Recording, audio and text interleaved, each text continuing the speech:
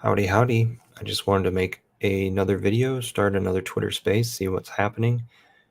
You can go to Twitter, and then down in the center of your mobile device at the bottom, you'll see these 4 dots. Click on that, and then you'll see Twitter Spaces available for you to search or for you to set a reminder for in the future. But if you're just sitting there on your normal feed of Twitter, up at the top, there, if it is that you follow people who are inside of spaces or hosting spaces themselves, there will be a little glowing bubble that's kind of like an elongated left and right um, pill, like Dr. Mario pill.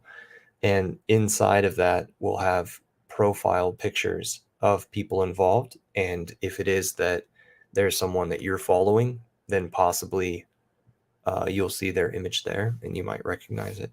So it glows a little bit purple. So what I'm going to do is go see if we have any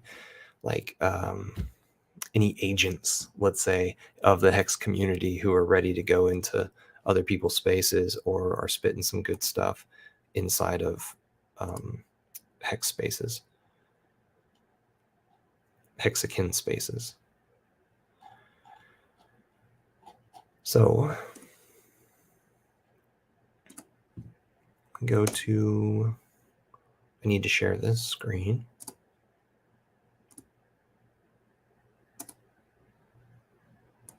I'll share the audio, share the Chrome tab, homepage of Twitter,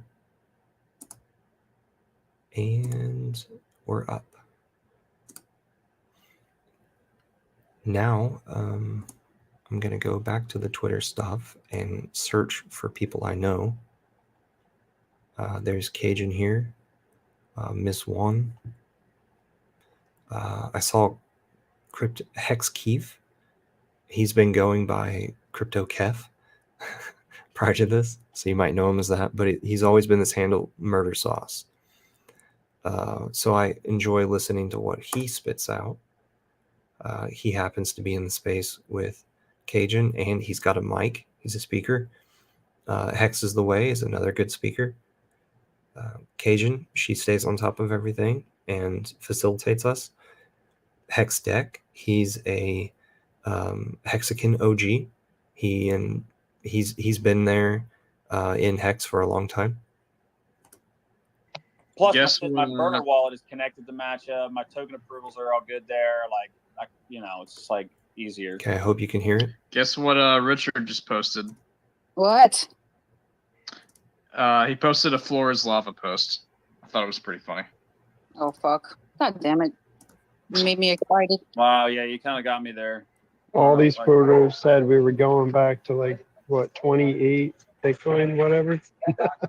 This is the Floor is Lava image. RichardHart.com. He posts this. My thing is this. Quite often. Look, that's our chant. You got to realize, what's going to really happen when these 143,000 Bitcoin people from themselves, sent back to all those wallets here in from a couple weeks, other people stealing their wealth. Like 2 weeks or so, around there. And we're doing that. Yeah, with we're gonna get a responsible product inside of an irresponsible. We're gonna see 11K, and then Richard's gonna launch Pulse Chain. Maybe it'll go down to that's what 15 or 13K, and then Richard Hart will dump some of his Bitcoin. Yeah, and push us down to 9K, and he's like, "Yeah, that's where the prey came in, guys." Or maybe he knows that once it reaches, say, 19, all he has to do is dump, and it's just a cascade effect. Well, see, it's funny you say that, Hexway, because I've been thinking that for a long time. That if his top call has been in profit every single day except one. Well, I was thinking that if we got down just this is Hex Cowboy. He could finish it off. Who's changed his name to Hex Sheriff? Yeah. I said he could. That's great. Yeah, he knows how close it can get for him to finish it off. But he says he's a Freedom Maxi. Sure. I wonder if some people have gotten to him. Yeah, because he stood up for the I Hex don't know. community, I see. and maybe this he's gotten opportunity. shot at I mean, look, by yes, some of if the it goes people to, with I mean, if Pulse you run the Chain. numbers, dude, if it goes, I don't think it'll ever go to 2 cents. But if it goes below 3, I mean, it's like See how many people are in it's this like space. a $50,000 roughly difference almost. Right now, it's like a $25,000 less. That's But like, like, I'm not talking about. large I went- purchase of Hex. so what is that? Oh, we're not talking about Hex dropping. We're talking about Bitcoin dropping. I know. I changed the subject back to Hex. My bad. I don't think Hex will drop. I don't think it's gonna go below 3.5. Honestly, I don't see how. If you guys check out the 4 hour, looks pretty fucking good to me. I mean, so yeah, I mean, Hex can go to any price, but yeah, like we said earlier, somebody has to step up and dump 100 million Hex, or at least 50 million Hex to get us a good start going down. Is that how much it's going to fucking take? Yeah, I mean, it takes a lot of Hex to push us down. So who's these gonna $3, $4, be $5 willing? million cells are not that like. Not gonna do it. Not enough. God damn it. Here's what you got to look at. Look at the price of Hex and Ether right now. That's the one you want to take a look at, because once it starts to flip, like this is when Hex makes ridiculous runs. And like when you talk about lower prices, well, okay, maybe it does go to a lower price eventually, but are you sure it doesn't hit 20, 25, 30 cents before that though? You got to also remember, maybe that's a little high, but I've like been 20 saying cents that is, right is now. really not out of the picture. It went from 26 back to 28 on the ETH. We're going to go back down, man. It's just going to go down. I'm telling you, it's going to be a wonderful time to buy with ETH. ETH is going to make a little run. I feel like it. It's been low, like the past ETH, go look week at or ETH it's versus been. Bitcoin. It's still good. Go check that out. You're going to see what's Oh, playing. you mean ETH Bitcoin flip? ETH Bitcoin Yeah. and Hex ETH. Yeah. Go look at it. Trust me. That's what I'm saying. Hex ETH. Good night. Oh yeah, Hex ETH is started flipping. What's up, famous? Later, famous. Yeah, but I mean, I guess like at the end of the day, the whole thing is like, what if it doesn't go below 4 or 3 again? Then you're just wrecked it on the way up, because it's like, well, then it's 6 cents all of a sudden. Now you're cupped. We won't know until we see the top of this. I think there's going to be a move coming, like against ETH, and once we know how high up it goes, we'll sort of be able to estimate what that bottom is. Because like when it makes these moves, like they surprise us in a good way. If the merge gets postponed again, what do you think's going to happen to the ETH price? Good point. Shit. I don't think that will affect the Hex price because it's paired to USDC at the moment. Like 80% of it is. The valuation against ETH though, like maybe price will sort of stay okay, but as long as our valuation against ETH keeps going up, we're winning. Yeah, exactly. Yeah, but that doesn't necessarily help you in the liquidity pools. It's not like you're going to be able to get. I mean, would you actually be able to get more Hex? The same. Let's just say you did the same exact market buy. Let's say $1,000 worth of ETH, $1,000 worth of USDC. It depends. If the price of ETH goes up, you get more Hex. If it goes down, you get less Hex. Well, like the liquidity certainly ebbs and flows, but if we have a better valuation when that liquidity does roll in, that's when we really see the appreciation. Well, you could still buy Hex with ETH, but it goes through it routes it through the different pairs to get it there. It's not directly paired. Right. You know, that's kind of been I mean, I haven't bought Hex with ETH since like, I don't know, May or June of last year. Once I found out the primary pairing was USDC, I was like, oh, never mind. Well, that's just, there's no reason to subject yourself to any kind of ETH volatility. Yeah. You know what I mean? You might as well just hold USDC and buy, just market buy Hex. I mean, limit orders are good, I guess, if they're larger amounts, right? Like clearly the smaller 3,000 or less, 5,000 or less limit orders are not going to get filled by the 5 to 10 to 20K limit orders, which I wish I had the ability to set fucking 10 limit orders for 50K a pop. I wish I had that kind of economic energy, but you know. Yeah, I've been watching the ETH hex ratio because I've been trading back and forth to gain more hex. So I haven't put any new money into the system really in a while. Hadn't had any extra. But let's say we went down to 1 penny, and let's say there was 200 million hex for sale, right? Say 200 million hex for sale. We go down to a penny. If 200 people decide to buy up the hex with $10,000 each person, that will get rid of all the hex for sale, which of course that's impossible, right? Because it pushes the price up. So maybe half the people would get the good price, but just as an example, it doesn't take too many people. It's not huge amounts of money once you get to 1 penny. That's why it's really going to be really hard for us to stay at 1 penny. So if it ever did happen, great, but are you going to be in that 30-minute window that gets it? right. Well, I've been using ChangeNow.io. That's been kind of my method. And I will say that you get the most by switching USDC. Sometimes Tether tries to get real competitive, but as opposed to changing it out for Ethereum or Bitcoin, USDC always gives you the most.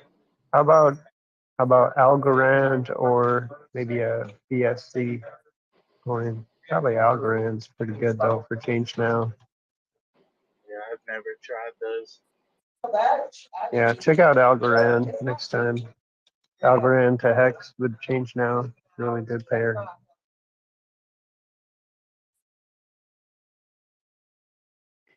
Yeah, I mean that's the thing. It's like, half of me is like, I hope and believe that everything stays okay with Coinbase because everyone else dropping like flies, but Coinbase is, I mean, look, I said this a while ago. How the fuck could you cook the books that bad on a publicly traded company that has quarterly financial reporting? You can't. I mean, you can't hide money like you can when you're not publicly traded and you fall under a totally different set of like reporting requirements. So like there's a difference that, again, in my mind, it's like, okay, Coinbase should hopefully be the more solvent of the central exchanges. Well, I can tell you how they cooked them. I mean, so they sell more than they actually have, right? And then when the price tanked and when Luna crashed, they didn't have the money to pay out to people trying to exit. Well, like who's holding Celsius responsible for maintaining a balance, like a balance sheet, like an even balance sheet, right? And you just don't get the same type of reporting requirements like when you're not publicly traded, when you don't fall under. I mean, Keith, it doesn't really matter. It doesn't matter, Keith, as long as you get your money out, like you move it in, you move it out, don't leave it on there. Well, yeah, no. For sure. I'm just talking about how convenient it was for me on Friday to fucking wire that money and then like, boom, dude, record time. I had those funds. I got a notification. Those funds were available within the hour that I wired the money. I was like, holy fuck.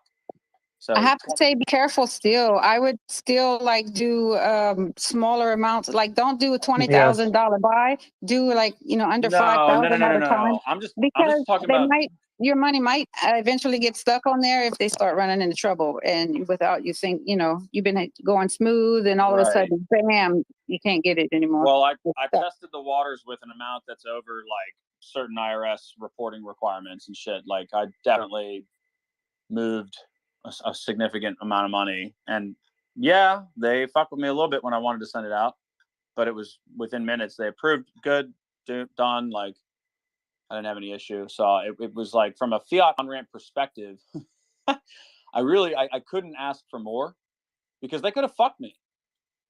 They initially it read that my funds were the send transaction was being held up until Monday the 25th, and I was like, "Fuck you, motherfuckers! No way!" And did the KYC that they needed, and shit, within minutes it was good to go. So I gotta say, man, like from a fiat on ramp perspective, that shit works. Like I have not tried to off ramp crypto. I've not tried to stake or trade or do it like crazy shit with Coinbase. It's literally just market buy, send for the last, I don't know, year. So now you're doxxed. What do you mean? Who doesn't use Coinbase?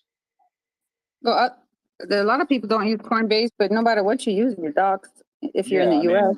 You're definitely doxxed. You're getting a W. You're getting a 1099, 100%. That actually leads me to my next question there, Highway, old Skip, or young Skip. I want to know about Tornado Cash. Like, what are the implications? I would Is say that like, does that mean like you have now participated in deep web, dark web shit, and now you're like fucked under some kind of stupid government rule or regulation? Not necessarily. So if you use Tornado Cash, they actually provide you a receipt, and you can save those receipts and use them for tax purposes if you want to. Oh, or you wow. could delete your receipt if you want to. So it's a receipt. That's up to you. Essentially, like an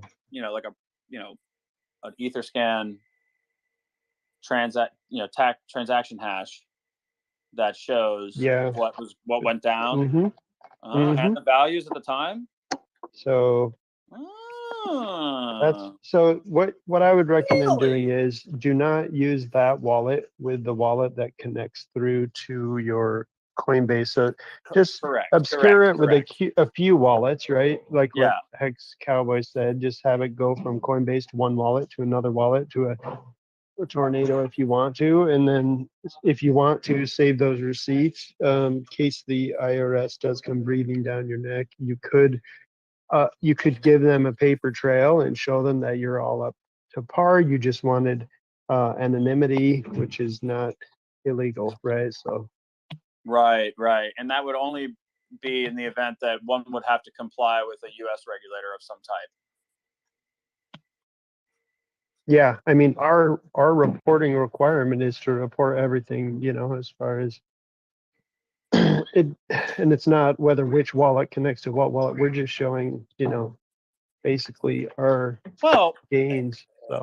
As far as I understand, in income tax, actually, let's talk capital gains tax because this is technically considered an investment, so it doesn't fall under like income. But you're really only required to report any selling. What if you're just buying?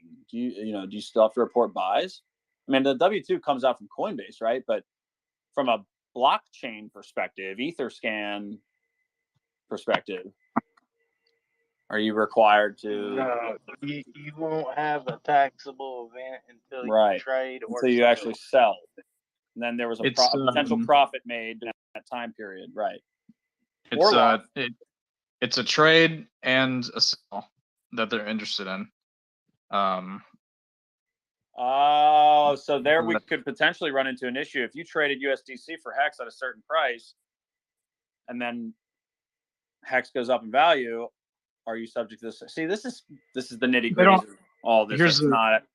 Hey, Keith, I'll tell you a little secret. They don't have the fucking resources to check everybody's swaps.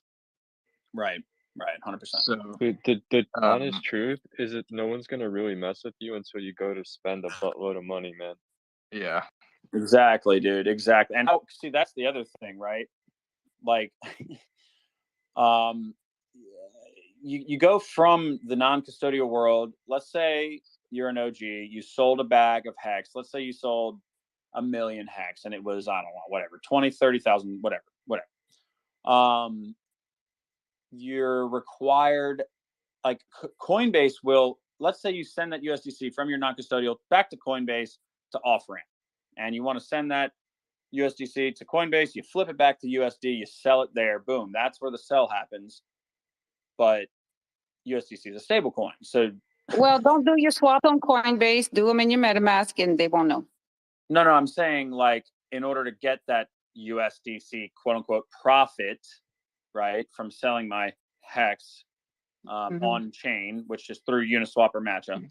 Once that USDC gets sent back to Coinbase's wallet or deposit account, then I sell that USDC for US dollar. Like, because USDC is a stable coin and the other prior transaction happened on chain and not through Coinbase, in my mind, it's like no fucking. Well, I'll tell you. You would have to I'll have tell an. you how You to would have get to have you. an audit to find out. What you could do, Keith, is just swap for USDC and then put in your money in increments. So like Yeah, put in like small, put in- 1,000 here, 2,000 there, 500 here.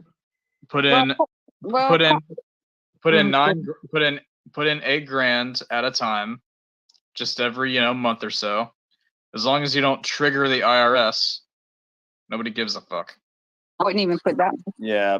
Yeah. Here, Yeah. let me add this for you real quick because this will make sense to you. All right, look. So say you on ramp at Coinbase and you just get stable coin, right? 1-to-1. Say it's 20 grand.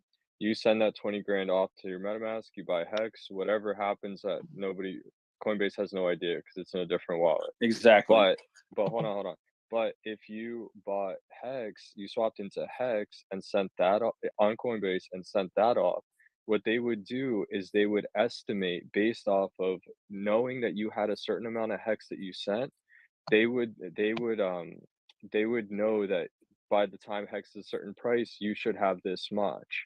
And so Well, I if you would- ever send it back, that's where you'll get hit with gains. Well, no one would ever send Hex to a central exchange.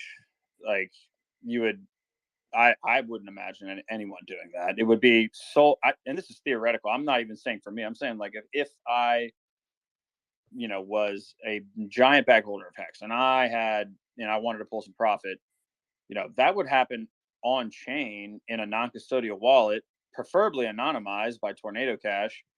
And then whatever profits would be slowly sent to that,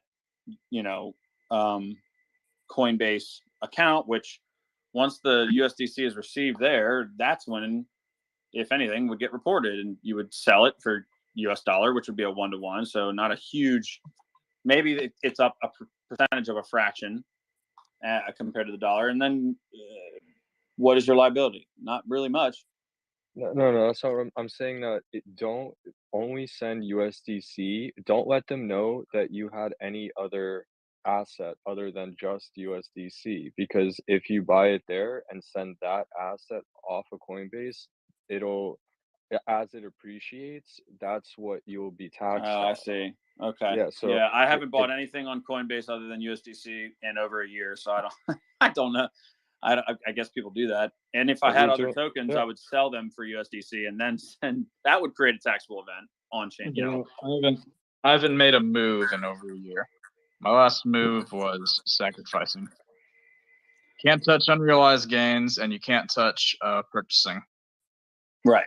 So now the only thing though, if there was and again, I'm just playing, this is Parade of Imaginary Horrors. The government regulatory agency of your choice decides to knock on your door politely and says, we'd like to investigate /audit. Hopefully they don't kick in your door. But wait, they don't have to kick your door No, in. They no. have the Coinbase. Yeah, Coinbase reports to them. No, I know. Oh. But again, what I'm saying is, to what extent do they go down the blockchain rabbit hole to find and potentially audit assets on chain outside of the standard 1099 reporting from the central exchange? The IRS will never kick down your door. They'll send you a letter and say, hey, we think you owe us this much. You can either pay it or challenge us. It's up to you. And that's usually how that works. Say never. Can't say never. What this world is coming to, things might change, but at the moment, right, they won't. And they don't have enough staff to even investigate it right now. Just don't be the biggest fish. Yeah. Oh yeah, I mean, of course, this is not. Don't let them. This was a thought experiment to myself, just in general. Like, okay, the numbers in crypto are getting bigger. Because look, last year, the sacrifice is considered what kind of a donation? It's it's not even a buy. It's like you're basically donating money, like crypto value. And it was brilliant that Richard started it on the 28th of December. Perfect. So you can fall into the last tax year, which is epic upon epic proportions. So I'm not worried about that. It's just moving into the current now, especially considering, Hex is looking like at some point when Pulse Chain launches, Hex will probably, in my mind, I'm guessing, go back to like 20, 30 cents, right, on both chains. So like there's a huge like potential capital gains perspective if you then decide to sell and pull profits, which I'm not, but I'm just saying, Parade of Imaginary Horrors, what are the implications overall? Well, just never sell. Just never sell. Yeah. Borrow against it what you need, small amounts to get by. You never have to sell. Let me announce that anyone down there who wants to speak, please request a mic. And I know just raise your hand, and so we can know that you want to say something also. So, stop talking and ask. And also know we're not tax advisors. We don't know what the fuck we're talking about when it comes to taxes. So just take that in mind and do your own research. We're just people on Twitter doing our own shit. So, yeah. Yeah, this is all speculatory. I don't even know if that's a word. I mean, depending on your state, if you sold and paid long-term capital gains, that's like 30%, maybe 20% in Florida. Yeah, so you make your estimated. Federal is like 20, you take your 25 or 30, call it 30%. Yeah, and that's what one of my CPAs said. I work with a bunch of different CPAs, and he was like, "Dude, just fucking take your 30%, pay them motherfuckers, and move on with your life." And I'm like, "Yeah, but come on, man, there's got to be a fucking way around it." So it's like, you should only have to pay that on like a few occasions, right? If you're buying a fucking boat, if you're buying a house, like if you're buying something really important, then pay the 30%. But if you're doing other things like paying your living expenses, then you're good. That's the way I see it. Like the trick would be like I don't know, like you could I don't know. For example, like if you wanted to buy a house, like you could, like you would have to like build it. It would be a lot of work. But there's like there's certain ways that you can do it. Like you could borrow enough to get the deposit. You could try to pay contractors and crypto. Like, yeah, it's not easy. But if you don't want to pay them that 30%, it's quite a bit of work. So you just got to weigh it out for yourself.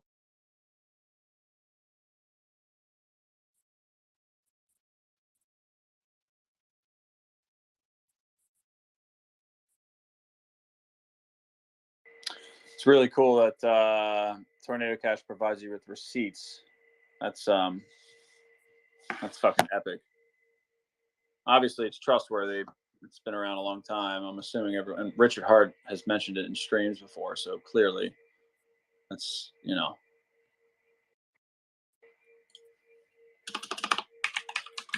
Hey, I'm still on this security binge while we got Hex Hangout and the sheriff left.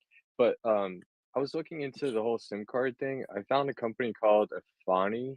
They do like they do protected SIMs and stuff like that. Is there anything you guys could recommend in terms of like phones, like keeping phones safe? Don't plug it into a random USB port. Yeah. I was gonna say also, I've heard a lot about the Google Pixel and the operating system that runs, which is like I'm drawing a blank on the name, but it's this new, real snazzy dazzy mobile operating system. Graphene. That's it. Graphene. Apparently, graphene is super fucking secure and is like the operating system of choice if you have to do crypto from a mobile device. So like apparently these Google Pixels I've heard are the way to go for that. I don't know about any. I refuse to do crypto on the phone. Because I like hardware wallets myself, but that's just me. I heard you can attach a hardware wallet to the phone. There's a special adapter you can get from Ledger to plug it in, and I was wondering about those. Hangout. Yeah. And the new ledgers are USB-C, so they're real easy to connect in. But yeah, I've never personally used it, but yeah, they're all set up to connect the ledger to Ledger Live on the phone. I tried to use That's pretty MetaMask cool. once, but it was pretty brutal. But that was like 2 years ago. So is it this just as secure as a computer, or questionable? Yeah, I mean, phones are weaker than a computer in some ways, but in others they're strong. It's about the same. But if you can get MetaMask instead of Ledger Live to talk to it, or if you can talk directly to the web browser with the Ledger, like that would be the step. But I'm dubious if it really works. Like when you're trying to use a DApp, I don't know. I should try it. You can actually access Ledger Live on the browser itself and never have it downloaded, right? Yeah. I know I can on the computer. But like on the phone, if you were trying to like stake Hex or unstake Hex, like would the website directly talk to the ledger? Would it go through MetaMask? And at least when I tried it, MetaMask didn't talk to the ledger. But Ledger is trying to come out with their own wallet. So I think when Ledger does come out with their own wallet, that might close the loop where you could do Hex stakes on your phone with the new Ledger wallet that's going to come out, like a software wallet. It's like a MetaMask replacement that works with Ledger. Anyways, I think in the future it would actually work for like staking and unstaking.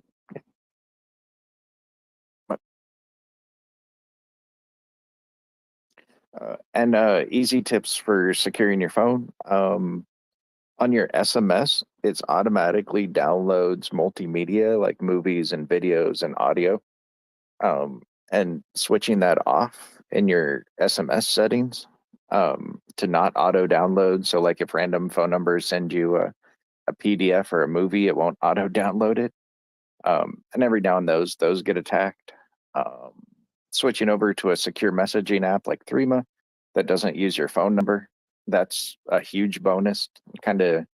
You can start keeping your phone number private and disconnecting that and start working over secure apps to communicate. Yeah, good hygiene. Well, and that's what I was thinking is like, how do you really get a private number? And somebody was talking about the Sifani company. It's actually not, it's kind of expensive. I think it's $100 a month Oof. for this service. Yeah. But they give you there's a $5 million insurance policy. Like no one's ever been SIM swapped, they say. Well, you shouldn't be using your SIM card for any critical thing. You shouldn't be using 2FA over your SIM or anything. And Google for a proxy number and Twilio. What's up, Keith? Yeah, no. On the SMS auto downloading of multimedia, is that something which would be a concern for Android users and non-iPhone users? Because I was in the settings trying to find that. Because I do that for my Gmail and my email. That's easy, but yeah. I don't. It should be. I know it's definitely on Android. I don't know about. It should be in iOS also. Auto download multimedia or something. Yeah, not in the messages section. I'm gonna keep searching. Let y'all know. Because I don't see automatically download like multimedia anywhere. Yeah. And yeah, it is a problem for iOS too. Like a lot of the attacks are just sending SMS files. Yeah. See, the difference though is like if you delete because I've definitely gotten suspect. My phone number has been out there for sales reasons. Like, I mean, my number has been out there for a long time. Just put out to the general world. And I've 100% received like very weird text messages. So I just delete them. I swipe left, delete. I don't even open them. But just the very fact that it came into the phone is concerning, you know, because I don't know what could be preloaded in there. I've heard of these malicious text messages that can be preloaded with crazy like access code, like crazy hacking and shit. But I don't know. Yeah, and they're pretty rare, and the phone manufacturers close them down pretty fast. But every now and then they do come up, and they are real. Yeah, but once you turn off multimedia, they're pretty much gone. Like, and Trillian, are you looking for business or like personal contacts, or because if it's personal contacts, you can start moving to like secure messaging apps and get off of the phone numbers altogether. Like, that's the real answer. Like, it does real encryption over secure apps.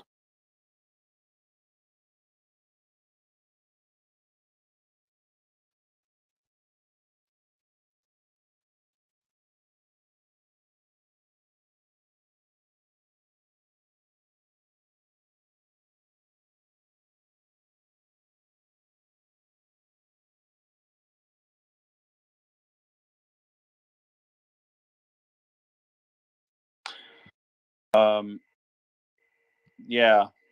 Also on that topic, y'all should put, if you do, Trillian, if you do want to do crypto on your phone, which I get, like I said, still advise against, but if you do, call your carrier, your cell phone provider, and put a 9 or 12 digit or however, whatever the largest amount of digits you can put a pin on your account.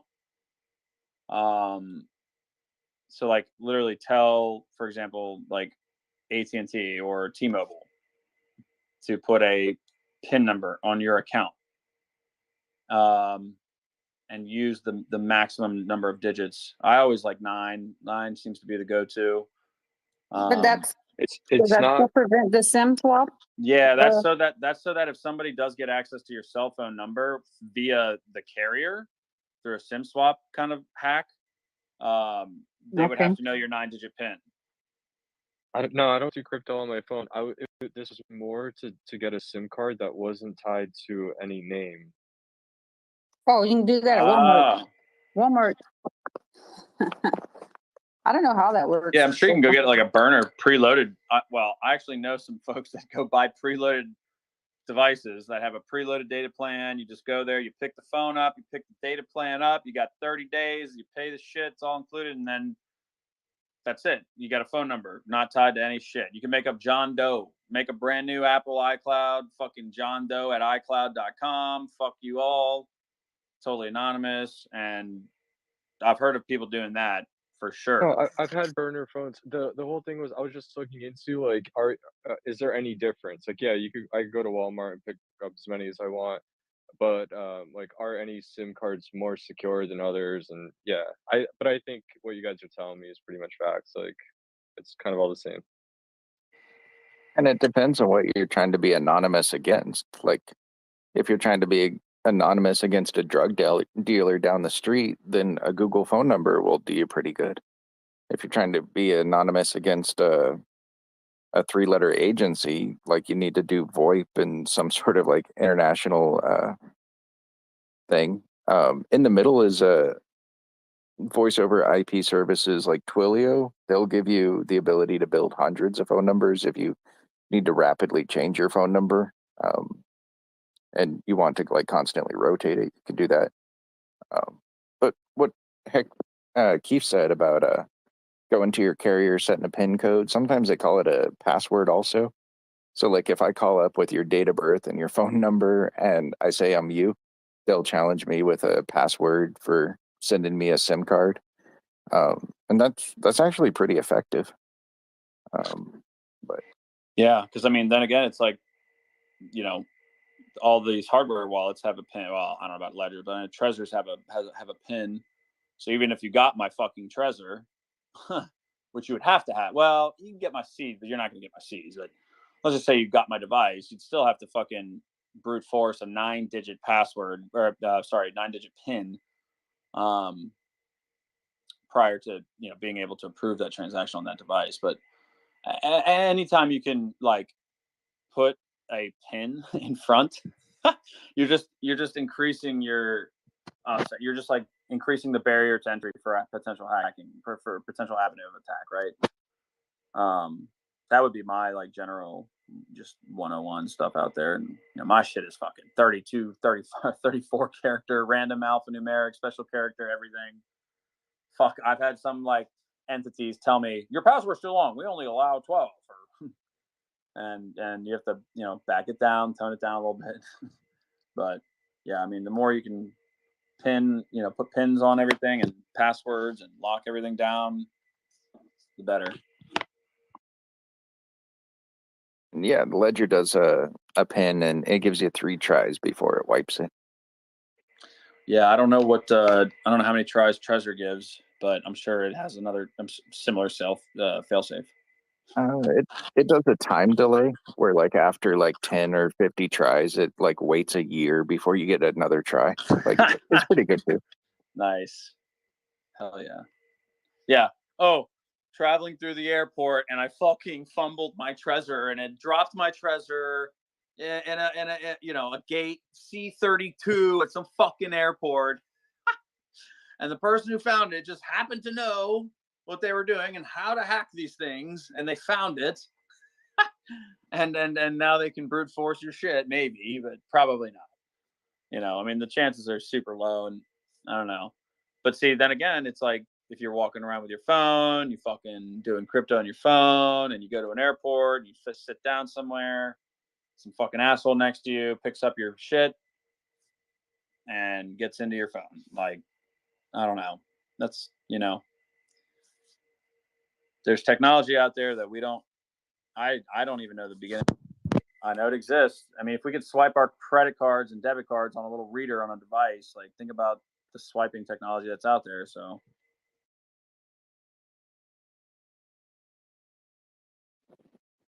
One funny tangent off of that, some people are like, oh, you could travel with Faraday bags, and they block like X-rays and radiation and all that and signals.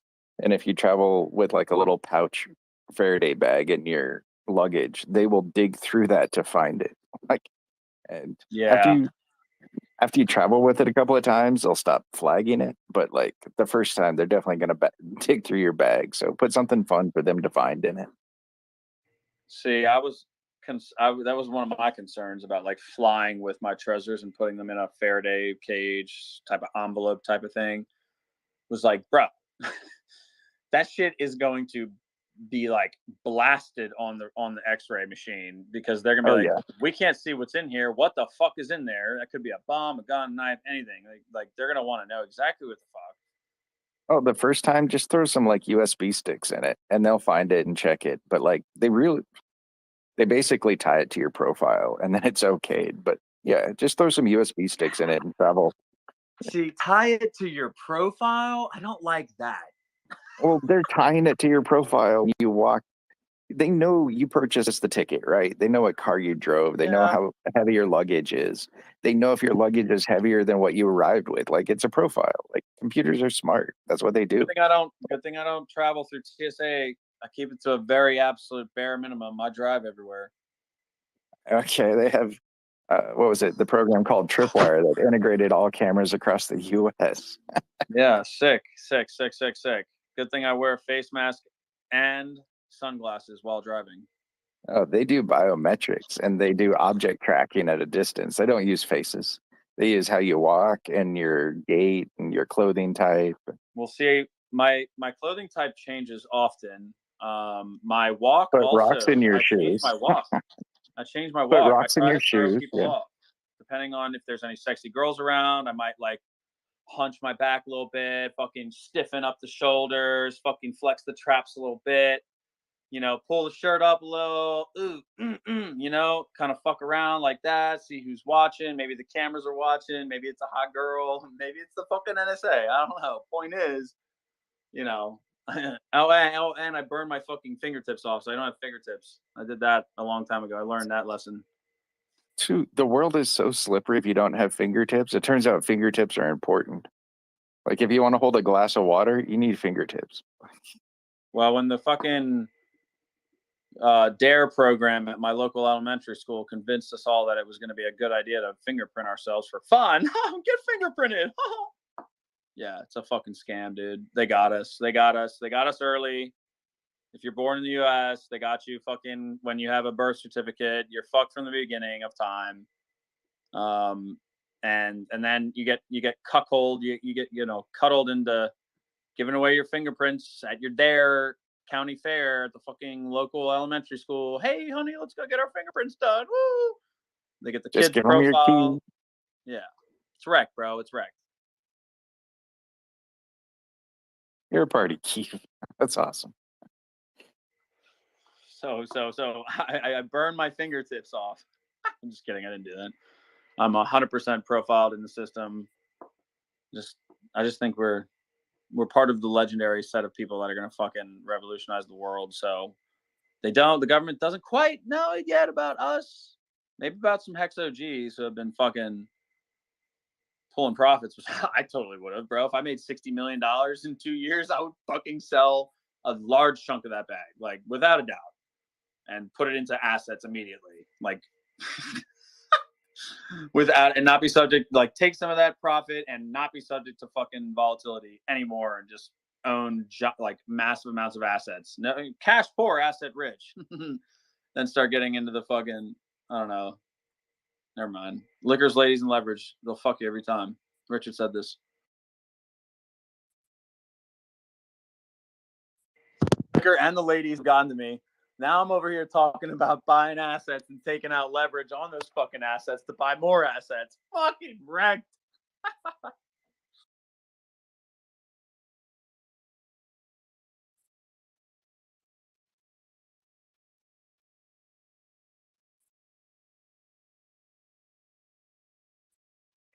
Oh, by the way, Mike's wrecked mom was in here just a little while ago, was waving at us.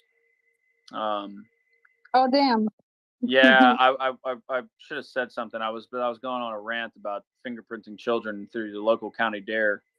Oh, Johnny 5, hey, long time no see.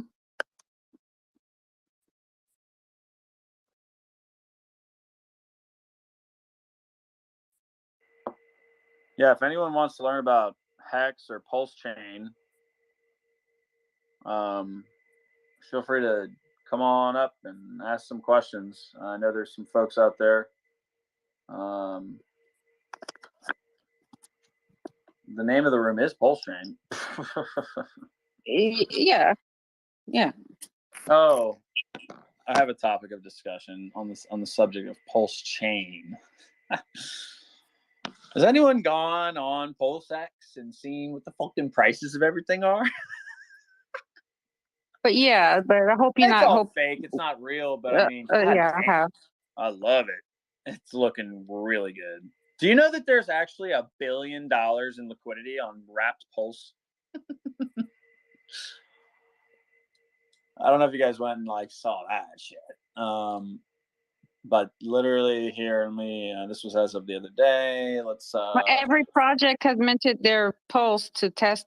That's probably why. USDC and Pulse is the second biggest pair in PulseX right now. On the testnet is 1.1 billion in total liquidity, and then on PulseX and Pulse there is 2.5 billion in total liquidity. So, of course, these are testnet made up internet fake money, fake made up internet money on testnet. But so yeah, let's not even go through all them numbers.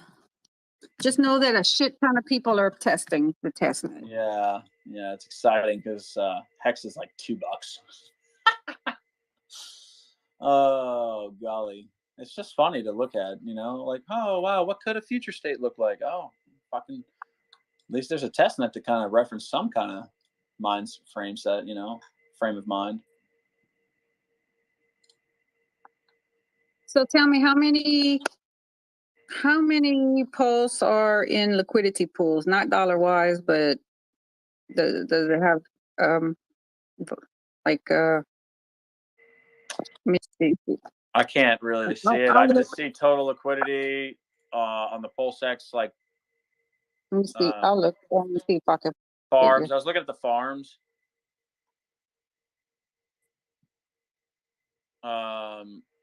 But yeah, I'd love to know, like, what, I mean, look, there's 2.5 billion in total liquidity between PulseX and Pulse. Now, is that 2.5 billion PulseX and Pulse tokens? I'm assuming. Where's the value coming from? I don't know. It's probably just they're talking about like total coins, tokens. I think. No, there's a dollar value attached to it. Okay. Well, yeah. Oh, and by the way, there we go. Liquidity. Liquidity 2.86 billion Pulse, 2.8 billion. Yeah. Okay. Yeah. It's kind of obscene. That's just testnet. That's not even real. So how many are going to be minted? Like a trillion, some trillion number, huh? Pulse, I feel like, was it like 150 trillion Pulse and then like 60 or 70 trillion PulseX? Is that the general? That's what I thought it was. Like, didn't Richard say the total supply of Pulse chain will be it'll be like 1 million times the supply of ETH or something, right? Or 10, I don't know, some kind of something times the supply ETH, 10,000, 1 million. 10,000 times the total supply of ETH. So like there's like 117 million ETH, or I mean, that's what the general like consensus is, right? Yeah, so it all depends on what's in circulation at the time of launch, I guess. Right. I'm looking at it. Nomenclature and operability. Sacrifice your points. Oh fuck! Where does it say? I think he got rid of it. Yeah. See, it used to be 10,000 times the supply, the total supply. Right. Oh wait, no. Yeah, bring the total supply to 10,000x ETH's total supply. Yeah. A Genesis address gets 1% of the total PLS supply at launch. It will not benefit you. It may waste the coins any way it wishes. If the total supply isn't 10,000 times higher than ETH, then everyone will get upscaled to bring the total supply to 10,000 times ETH's total supply. So you know what that means, huh? We might get some extra ones. Oof. Then what we...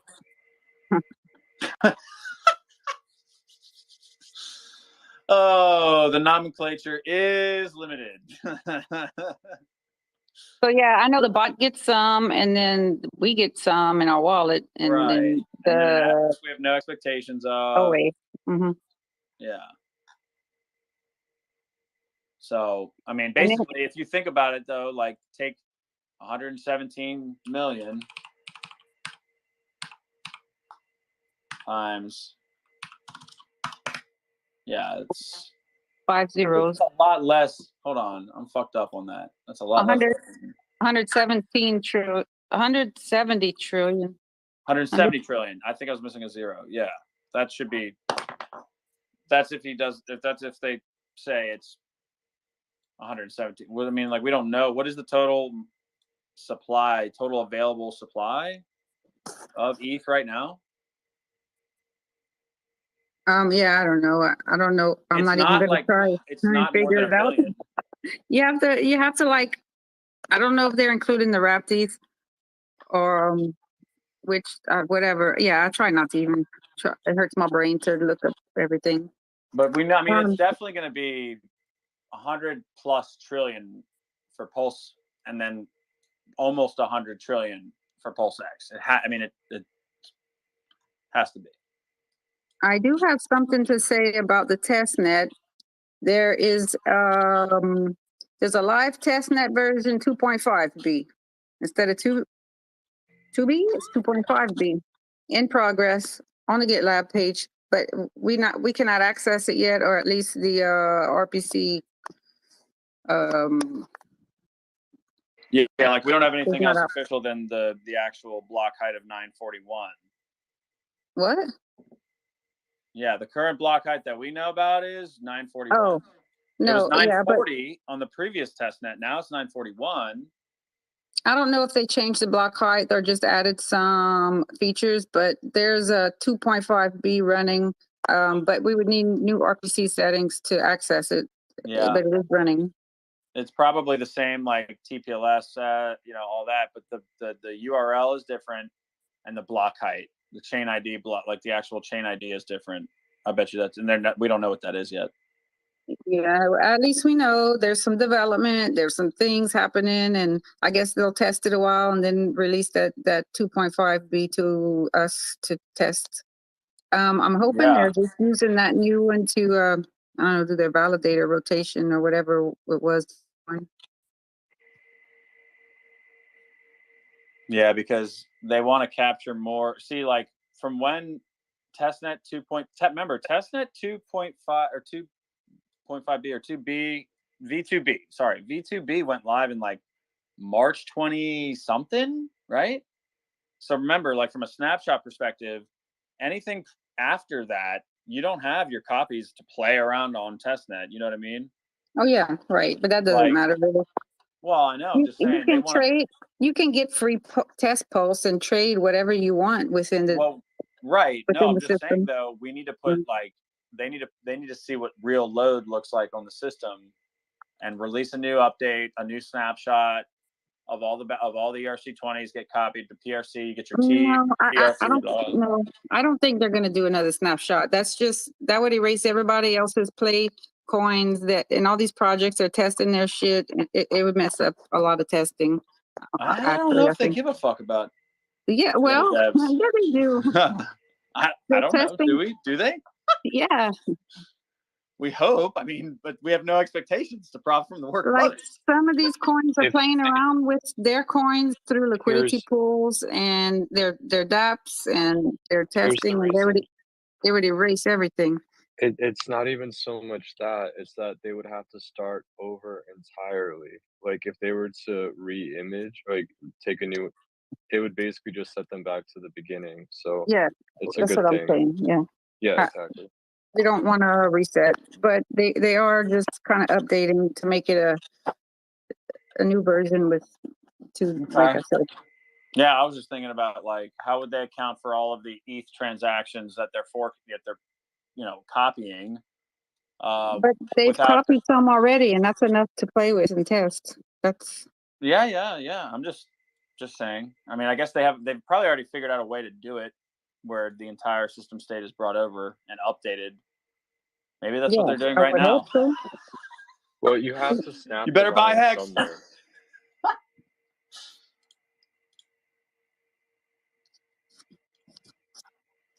That's probably the easy part to copy system state. Yeah. Well, Richard said that in the stream. The hard part is like he's doing his validator thing, and PulseX was probably complicated to get set up. Yeah, I think they got that. I think that's all wrapped up.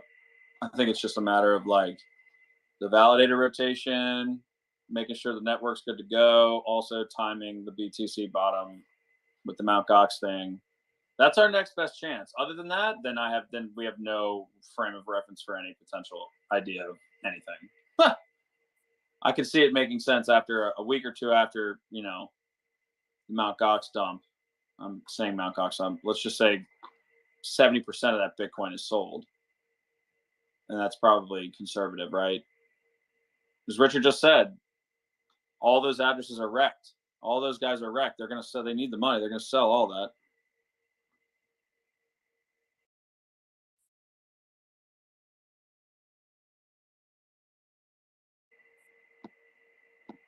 I think the space might get wrecked.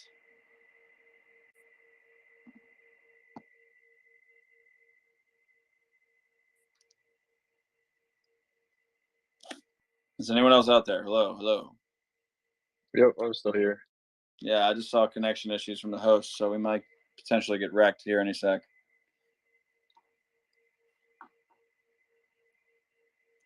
Here, shit. I thought my shit had broke. Hell yeah.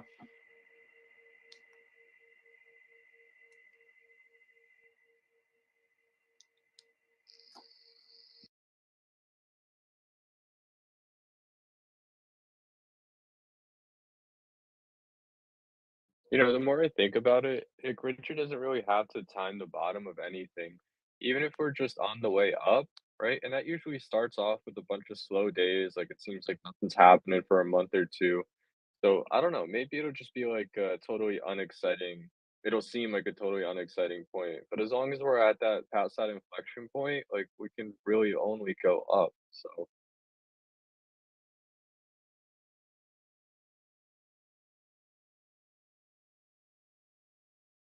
Yeah, I guess so, but I don't think we've hit the bottom. Uh, but you said it doesn't matter if we're not at the bottom. no. I was just saying that it's not. I don't think Richard would try to time the release of this project like with the bottom of the market. Like it wouldn't even be necessary. Like as long as we're, Yeah, you're right. on the up Yeah. and up. I believe that too. Everybody like has said that, but he's never said it. And actually he said, no, I'm not timing the bottom of the market. I do believe No. that I believe he like didn't purposely do it at the worst part of the bear, but I think people have gotten over it and accustomed to their losses. So anytime, yeah. Like if they had launched like with the time frame that he had given sort of in the beginning, like let's say that did happen, the only thing that would have accomplished is everyone who sacrificed would be getting wrecked right now, right? And instead, everybody's Right. safe, chilling, waiting, and it's gonna be all good. Yeah, I'm glad he did not launch in May. Because that same week, Luna went belly up and everything was starting to crash. Like Celsius had announced trouble and getting shit locked up. And It just unraveled so fast, like it really just spiraled. Like, yeah, way too much leverage and no oversight, I guess. I mean, the whole thing we're finding out now, like as it's getting laid out in court, is like everyone borrowed from the next guy. yeah, pretty much. Yeah, it's the fractional reserve crypto. I mean, classic. Johnny Chaos said it best in a space a couple, I don't know, last week or something, a couple weeks ago. I heard him talking about it, and I was just like, damn, bro, that makes so much fucking sense. Like all the VCs and the banks and all the bullshit, TradFi bullshit bled over into crypto and got in, probably saw all this shit started like at the bull run of like 17, 18, and all that. Well, and then like 19 and 20 and all this shit. Richard starts calling it out last year. Well, I think he said it initially a while back, but he was really going hard on August of last year. BlockFi and Celsius, get the fuck out. Yeah, so it looked like it was obvious that it was orchestrated, that whoever played with Terra Luna issues, it looked orchestrated. Do y'all agree? And if so, who do you think was behind it? Like a country or a government or another blockchain? Marvin Capital. I never heard of that. They're the short sellers that got wrecked. I'm just kidding. But yeah, it's certainly orchestrated. I mean, he probably rugged himself. Yeah, that too. So the Bitcoin chain is not on the same chain as the other chains. And so they say they did certain things, but they were actually pulling funds out. So if you could wreck yourself and short your wreckingness and run off with the funds, sure. And so you're saying Do Kwon. Damn, are they really putting that fucker back in charge of something? I actually think somebody like more powerful may have instigated it just for the fun. Like maybe let's just say somebody on Wall Street, like a BlackRock or who knows, but that's just such an easy fall guy. To me, it's almost like, wouldn't you do it if you were like CZ or, Justin Sun or, like some of Right. these really Another that. big, rich players in Mhm. Asia, they might have found that opportunity to pull out a couple billion off of it, and then it collapsed because of that. But definitely, he was rugging his own thing for months and months and months. And that's where you get into Ponzi mode, right? Where you're promising one thing and your admin keys are doing something else. Yeah. I'll go for the person behind the curtain and say Lloyd's of London was doing audits of them, and they were knee deep in their books, and they found these vulnerabilities and then snapped them. Okay. And He then it said was a chain reaction. he because of said the he would inflation. pull it though. Like he's on video talking about how if things don't work out, then he would just pull the plug. So that was before Luna got real big, but he was joking about it. Like how they built it so they could just shut the whole thing down if they had to. It's like, wow. The Luna Guard.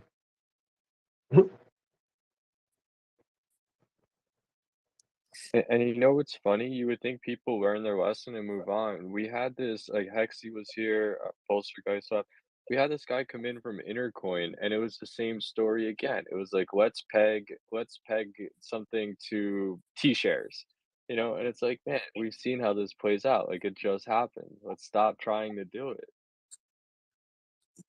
Yeah. Well, he was getting advice, but yeah, he was trying to make a coin. So, yeah. I don't want to get into that. I'll let him talk about it if he wants to talk about it again. But yeah, Hex is the way. It was Gregory who came in with Intercoin and proposed to us just to get our opinion about something he was. I mean, I would say this: it's nice to have somebody want to build on Pulse Chain, and hopefully, if you're interested in creation of things like that, you try to gauge the market and really talk to people on what people might want to use. Yeah, that's what different exactly. And he wanted to know what about it, if we'd use it, if there, and anyway, he had good intentions. It seems like he's trying to be helpful, and it's not like he did the code and said, "Hey, I'm doing this." And he didn't quite understand the way Hex T-shares worked. And once he realized that you couldn't unstake part of a stake, it was all or nothing, he said, oh, he had to rethink of his proposal because he didn't even realize that part of it. Well, I shouldn't have even brought him up. I'm sorry. What I was really more mentioning is the fact that to peg anything in this crazy volatile world, like you're sort of asking for trouble, and I think it attracts the attention of whoever destroyed UST. So I think this whole idea, like as soon as basically it's just too hot of a target. Like once you peg something and you try to stand behind it, like somebody will come try to crush you. I feel like that's the lesson here. We need a safe within a safe. We need a double stable coin. For a triple stable coin, right? A coin within a coin within a coin. Coinception. Richard Hart is gonna make it on Pulse Chain. Just wait.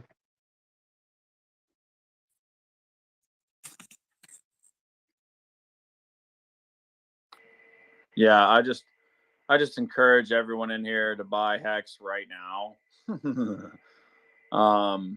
Because we're approaching the fork of this thing soon, and you're gonna want that fucking double, and you're not gonna want some shit ERCs that no one cares about. Let's be real here. Well, say it again without the evil laugh, though. Let's just put it this way. After this one moment in time, you will be forced to choose which Hex you're going to buy. Exactly.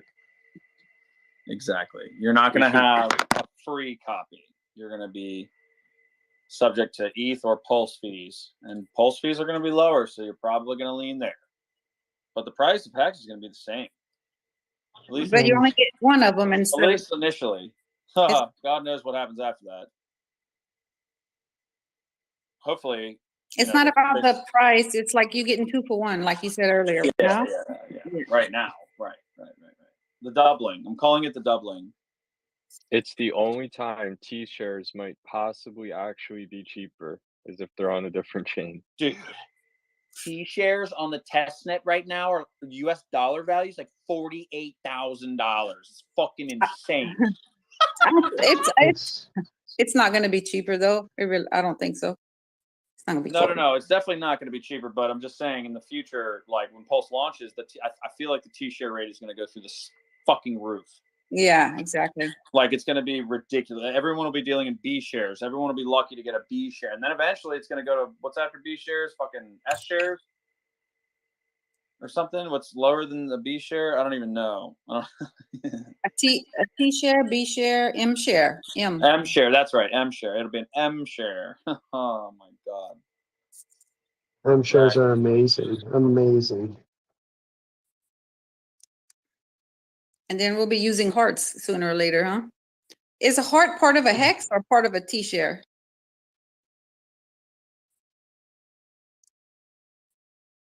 You know what I'm talking about? I think it's part of a hex, I'm pretty sure. Like a Satoshi, but a heart, maybe? Yeah, there's such thing as hearts. I've seen it in the stuff, but I'm not sure if it's a fraction of a hex or a fraction of a T share. I'm pretty sure it's the smallest portion of a hex. Okay. If I'm not mistaken, I can look it up. It might be on the go.hex, huh? I forget what. Yeah, it's a fraction of a hex. And this is the marketing problem that Bitcoin has had for a long time. They should have been going with the sats. Sats this, sats that. They finally started talking about it after they can't even hit an all-time high barely after 5 years to realize that people like unit bias. They want cheap prices. Bitcoin is going to struggle to go to $1 million because that's too big of a number for people to comprehend and buy unless they're corporate entities. So yeah, pushing SAT, sure, that's the way to go. They need to change everything to SATs and just stop talking about Bitcoin.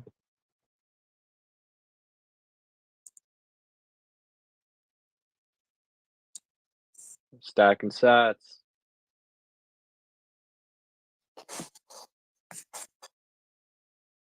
But yeah, it doesn't matter. Ethereum outperformed it so much that it's unfathomable. And I don't know, it seems like Richard Hart said it in the last episode of those guys.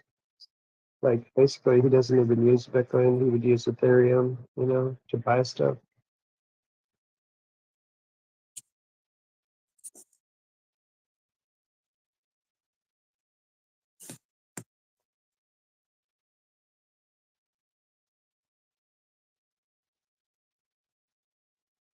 There's so much FUD out there. I don't know. You guys check out any of the other rooms today? There's a lot of FUD out there, especially around oil.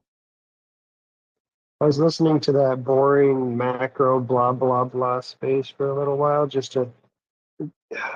it's always the same revolving door though of horribles and governments to solve horribles, and then they do the horrible too, they don't push it too far, they push it too little, and then the bonds are going to do this, and then the stocks are going to do that, and blah, blah, blah. And they all sound the same. It's all like manipulation. And I understand the manipulation better than you because I'm a smart person. So here's what it's going to happen in the future, and it's like lame, boring. One of the guys talked about how he made 25% on Dogecoin and got out. I was like, all right, that's all I got to hear. So if you would have invested $1,000 in Dogecoin at the low of the sea flu drop, you would have gained $40,000. Or if you would have put 1,000 into Bitcoin, you would have gained $4,000. So a 40x is a lot better than 4x. I don't know why he would like 25%. What? Like you would have just had to wait like 1 or 2 days. Like it's not even. Yeah, it happened fast. So it's just yeah, it's that way of thinking though. You know.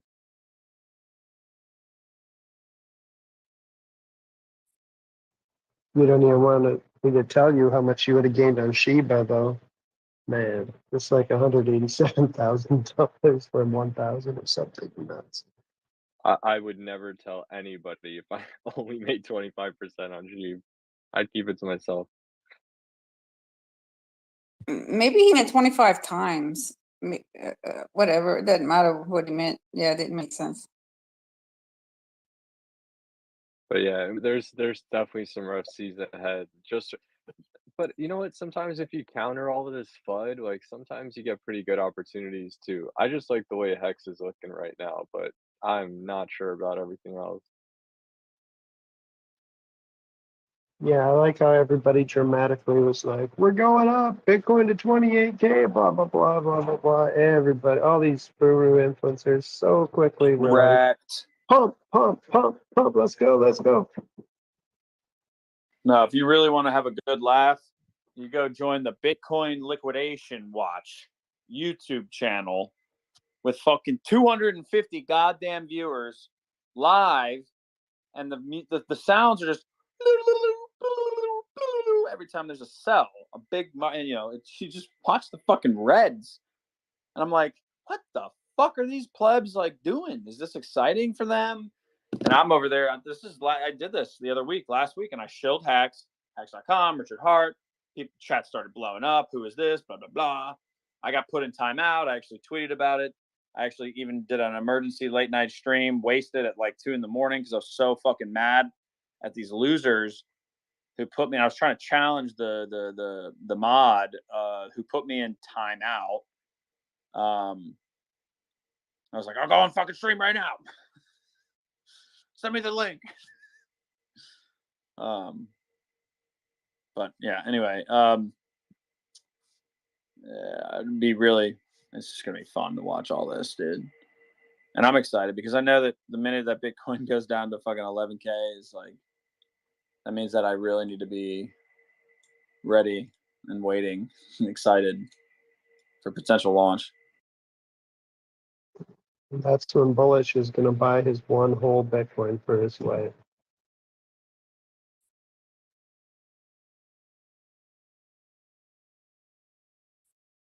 That's a Yeah, in callback. 5 That was years, good. in 5 years from now, it's going to be like $52,000, and she's going to be happy. Probably just get her some Disney shares like Kanye did for Kim. I would get her a fake Bitcoin, maybe Bitcoin Cash, and pretend it's a real Bitcoin. It's like buying a fake diamond and a fake Bitcoin. And no, it's the real Bitcoin. BTC is not the real Bitcoin. It's actually a fork of the code. They changed it.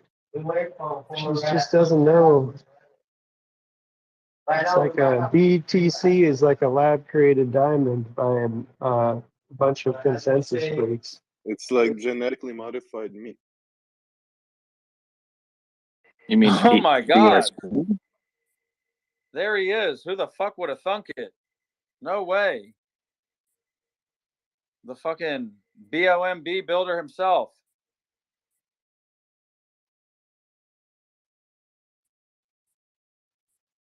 Sorry, my bad. Didn't mean to throw off the combo there. Just got excited. You know what? I said this earlier about Coinbase that it's going to be so easy for them to integrate Pulse Chain into their cells now that they have a Uniswap front end. All they have to do is put a switch to go to Pulse Chain on their integrated wallet. So all they have to do is put Pulse X on their execution. But they don't have to actually. They don't even have it's a website. It's easy. No, but they don't have to hold any coins is what I'm saying. All they have to do is put the RPC settings in the wallet that's integrated in their app, and people can just buy through the app. I'm sure they'll make money by holding some too and putting it on the site, but they don't even have to do that. I'm just saying how easy it could be for them to do it if they wanted. They could literally put PulseX on their app and then charge an extra like 0.1% fee on top of it. Oh, you mean Pulse X, not the coin, but the DApp. No, I'm talking about the DApp. You know, it's a different website, put in the new RPC, boom, done. Check this out. Yeah. Wow. Oh, hell. Because they have So those. it saves them though. They don't have to do all the coding and, you know, like they're laying people off. They have the That's OpenSea fine. Lay people off. They could integrate any DApp. They have OpenSea in there and Sushi Swap and Cow Swap, whatever the fuck that is. Cow Swap. Rex Swap. I'm gonna come out with a Rex Swap. Cow Swap allows you to not support global warming with Bitcoin miners. Well, there's no Bitcoin. Don't forget about the Ox Swap. Since it's no Bitcoin. No, does something else. It helps you to go against the, basically fight against the MEV bot style. You know, you're basically hiring a bot almost to hide your transaction from the front running bots. Oh. I'm impressed that they put it on there though. That's pretty funny. I think I visited that Cow Swap like a few months ago, but I was like, this is cheesy. And I didn't use it. I was unsure about it for one, but it was cheesy looking. A bunch of cows all over the place and looks a bunch of cartoons. And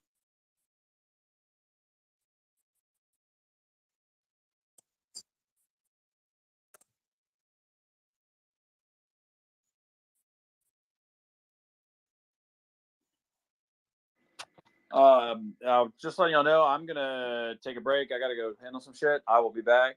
I love y'all, and if the space is still here, I'll be jumping back in to talk more shit about Hex Bulla. We'll see you when Hex is 6 cents. We'll see you, Keith, when Hex is 6 cents. Take care. I mean, fuck me running, bro. If Hex goes to 6 cents in the next few hours, I'll fucking get on camera and shit. I'll do it. I mean, don't fucking tempt me with a good time, goddammit. it'll be 5 by morning. By sunrise, it'll be 5 cents. So you're telling me the remaining USDC, I should just do a send, full send, fuck it all to shit, get it while you can. If not, you're wrecked. If so, you're not wrecked.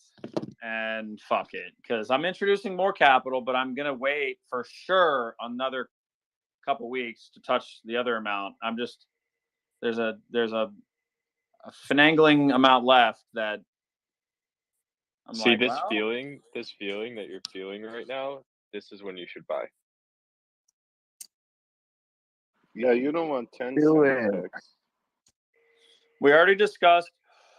I'm not a multimillionaire who can just set 50K limit orders at all kinds of levels. Okay. So, and we discussed that Matcha really only benefits the limit order situation when you're talking over 5K mark, you know, over 5K, 10K, 20K, because the bots eat your ass alive on the way down, get wrecked. So in my mind, I've always been a market buy kind of guy. I'm like, fuck it, I don't want to waste any time. I want them now. Oh yeah, market buy, yeah. Because I mean, it's all about staking. the Like I'm trigger. trying to accumulate and do a giant stake. That's the problem. The people who waited for two, So, you know, can you imagine 2 months? Like if you waited 2 months waiting for 2 cent Hex already and you didn't stake hundreds and hundreds of thousands of Hex, I mean, yeah, you're losing 10,000 Hex or whatever you're losing it. So you don't always save money. Right. So that to me says, hey, fucking full send, just fucking do it. And we do have the looming. So we got, if Richard Hart wants to front run ETH 2.0 merge, September 19. If he wants to front run that, we don't know if he wants to, but if he does, we're down to a month and a half here. So Pulse Chain could launch in September. I think it's not going to. I think he's pushing it to December 25th to give us a Santa Claus rally, but that's just me. You know, Claus, Hex Claus, Richard St. Nick. Yeah. I don't think the merge is even going to happen this year at all. I think Yeah. he's waiting for next Ramadan so he could make the Saudi Cup. On the Get giving the hell tree out of of here, crypto. Hexbullah. Get the hell out of here with that bullshit. I don't know what you. I mean, that's funny, dude. You made me chuckle, you know. But we're trying to have a respectable, serious conversation right now. We value your input nonetheless. So you turn into Super Troopers? You sounding like Trap. Dude, I turn into all kinds of characters, bro. Trap's rubbing off on you. No. Trap is animated, but in a trap way. Kef is animated in a Kef way. There's a difference.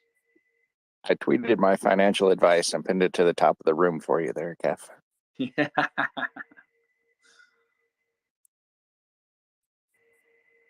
Yeah, I mean, I don't know. I've just been trying to. I mean, I caught a little bit of dip this morning. We did. We caught it. We got it in there. Here's the thing: if you wait for it to buy on the way down, that's going to be worse for you. Like if it does break down below much further than 4 cents, you probably should wait for a sec to see what's going on. But I don't think that's going to happen here. We don't think.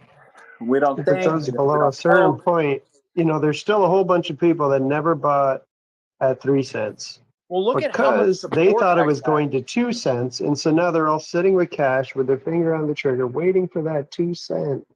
And eventually, they might FOMO in at 4 cents or 3 cents, 3.5. I don't know. You know, I'm hoping they take 5, us 10 6. to 15. Yeah, they'll probably push us from like 6 or 8 cents up.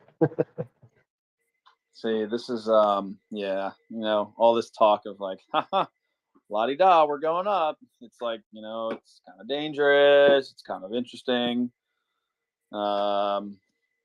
You know, I would really hate to miss a dip. See, that's the beauty about market buying is if you're dialed in, you're fucking good. Where you said if you set limit orders, it's like if they're not big enough, you're gonna get eaten alive. So I don't know. And I guess there's no point in putting limit orders up. I don't know if anyone does that. That sounds kind of stupid, right? I don't know. Maybe not. Do people do that? I'll sell it to you for more expensive. Yeah, I guess that's fucking stupid, right? I don't know. I don't do limit orders, bro. I just market buy ape shit and fucking send out and go, and it's done. It's gone forever. That is route crypto. everything through Tornado Cash. Fuck them. Actually, you can't. Found out you have to basically like you can only do like the big stuff, the main stuff. Plus, I don't want to give Tornado Cash any kind of token approval on my fucking Hex. I don't care if it's in a burner wallet. Like, fuck you.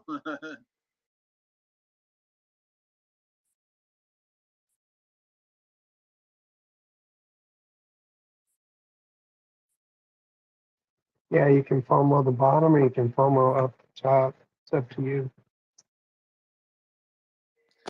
I'm just upset that the economic energy wasn't available until post 3.8. Post 3.6, 3.8, 3. I missed the 3.1. What was that? 4th of July. I was fucking off. Who knows? Yeah. Like this could turn into like a cup and handle. Like it's just that there's upside right now. You know, you're risking missing it, and Hex doesn't turn around very often. It's had a really interesting history considering what it's done and the things and events that have been happening while it's been running.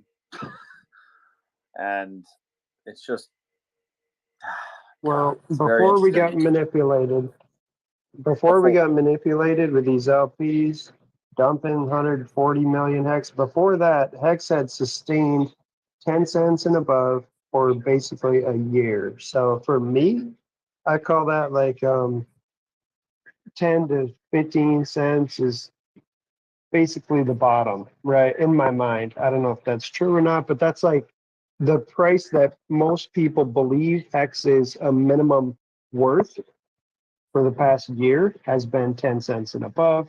So a artificially deflated price right now of anything under 10 cents most likely is going to go back above that 10-cent range. And so, yeah, if you get it on 3 cents, that's a triple, right there, plus the copy. But I don't know. I'm ready to buy a bunch more Hex myself. But I bought tons of it at 3, 3.5, 3.1. And so I'm kind of waiting to see if I can get into 3 or not. Because I made 3 buys at 3 cents and I made a bunch at 4 cents. So I'm like,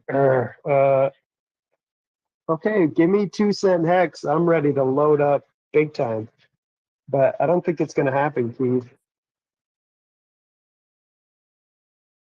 I mean, I'm with you on it. I mean, I see your point of view, and then you've got like, I don't know. I haven't see back in May, I think. I watched an interesting Trayvon video, and he actually made a really good call, and it ended up going right there, and then it went lower. But for the short term calling, he was right on the money. But yeah, it's just I don't know. I don't do enough TA to fucking know shit about fuck. But TA doesn't work. It doesn't work. I feel like I was gonna say, I feel like it doesn't work really on Hex. There's so many fucking things about Hex. It doesn't work for crypto. You're right. Yeah, I don't even know why people do it. They draw these lines and the fucking charts and the fucking resistance and then the fucking but there's support here. I know we're gonna fall out of the parabella. Almost every single TA call has been wrong. And just think about that one. Yeah, like I don't know. But Hex doubles every 42 days, guys. I'm only looking at like the current act. People are like, don't look at the Hex price. Don't wake up every day and look at the Hex. I'm like, I fucking wake up every day. You do. And I check the Hex price to buy. Yeah, if you're a buyer, you're looking at it nonstop. Like, how wrecked are you if you're not watching the Hex price to see it as buying opportunities and moving all of your assets to the chain, especially the Two Hex? people look at it. I mean, buyers look at it and sellers look at it. If you say you don't look at it, then you're probably staking and not buying or selling. Yeah, maybe you're already staked out with fucking hundreds of millions of Hex and you don't give a fuck. I mean, sure, some of us missed the fucking, I don't know, the post-launch mega dip, where it went from 3 zeros, added a 0, 4 zeros, and some shit. Fuck me running. And then okay, then you go and you miss the adoption amplifier, so you miss out on that fucking fuckery. You miss the BTC free claim. You missed the post-launch mega dip. You missed the adoption amplifier, and you missed big payday.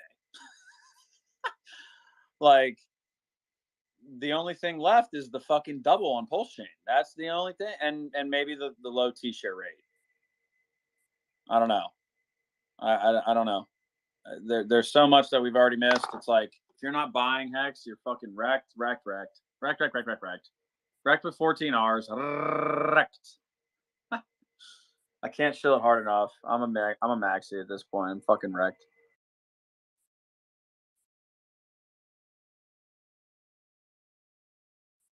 I was looking, there's less than 2 million Hex. Well, that's the Uniswap V3. I don't know about V2. But it wouldn't take much to move the price if somebody would just buy a big half a quarter. Yeah, didn't somebody say I think it was on FN Hangout, and somebody, I don't know if it was Hex Mac or somebody said to the captain, what is it, Cap? All it would take is like a fucking $10 million market buy. Send Hex to like 200 something bucks. Well, I mean, what the fuck are we doing here, boys? With all the money, with all the bags, what the fuck are we doing? We're waiting for Pulse Chain, probably. That would be my guess. I'm the captain now. Look at me. I am the captain now. Yeah, I thought you had to go do something. Not anymore. He's wrecked. Yeah, I have to do something, but you know, the conversation about buying Hex fucking roped me back in, and I'm back, and I'm in it, and I can't fucking leave. I'm not leaving. All right then. They're gonna need to bring a fucking wrecking ball and smash this motherfucker down because I ain't leaving. Let's see, V2. Let's see. Here, bro, since you won't listen to us, maybe listen to Sean. I pinned it for you.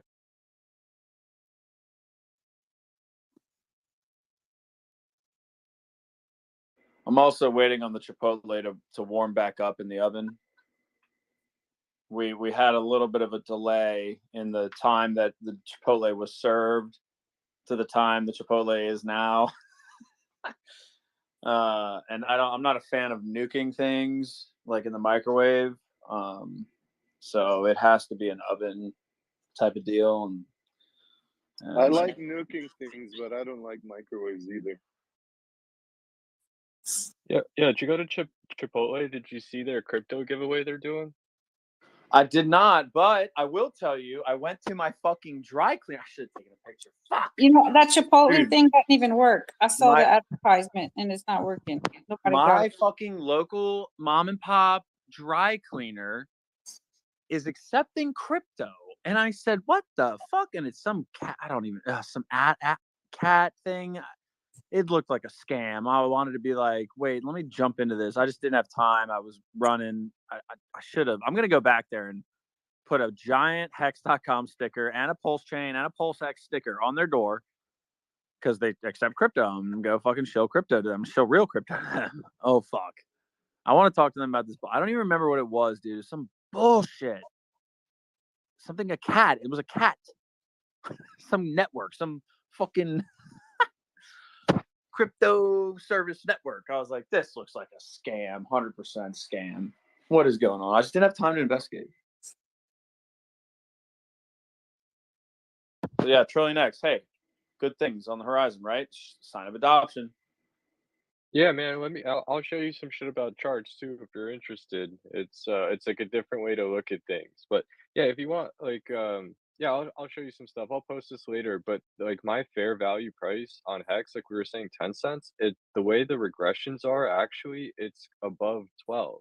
It's like 12 to 18. So yeah, even at 10 cents, no deal. I'm holding out. Yeah, I mean, all this talk right now. I mean, fuck, let's just grab some more Hex right now. I mean, like another 75K, 85K, 100K. Should we say fucking another 100K? This kind of FOMO is the kind of FOMO that is positive in your head. No, see, I bought Hex the way I fucking see it is I got into Hex last year when it was 6 cents, 8 cents. Right around April, May. I didn't actually buy it until later. That has nothing to do with today, though. I'm just saying, I'm buying it cheaper than I bought it last year. Yeah, and I rode several waves up and sacrificed it all. Only if you buy it today and tomorrow. No, I made money technically on Hex. I made a fuck ton of money on Hex last year, but Richard Hart, that son of a bitch, you know, he's a great guy. He fucking convinced me to give it all back, and I did. And then some. Because there was another opportunity, you know, and so you know we've had to re-up on the Hex. I mean, what else can we fucking do? We're dedicated Hexkins that fucking sacrifice. We got to buy back our entire sacrifice. Yeah, like that's what we got to do. Not letting Richard Hart take my Hex from me. He did you a favor though. It's a net gain. Yeah, I mean I don't say he did me a favor. Whoever the liquidity providers were during November and December of last year, like leading into the beginning of the Pulse X sacrifice, back when we thought Pulse Swap was going to happen, we thought it was Pulse Swap. I was like, ooh, boy, there's a fucking sacrifice coming. Hex is fucking super cheap. I'm like, hell yeah, motherfucker. And I loaded up at 12, 16, 18. Loaded up. What Sold if the he top of the changes stock Pulse market. X? What if he changes the name of Pulse X back to Pulse Swap? Oh, I think it's already set in stone. Anyway, I think yeah, the dude, bridge. What's the you can bridge ride called? Hex. Papa? There's this thing called riding the Hex wave. It's fun. I've ridden a lot of them throughout the later years of Hex that I've been around. The second generation Hexagon that I am have ridden plenty of these waves. So I know it's inbound, and I'm just, looking at it now with a whole nother lens of the doubling. Oh God. You're really buying 2.1 cent Hex right now, because you're getting a free copy on another chain. So like, if you think about it, technically with the fork, with the double, I say double, it's a 1-for-1. Double is probably not the best word to use, but I like to call it the doubling.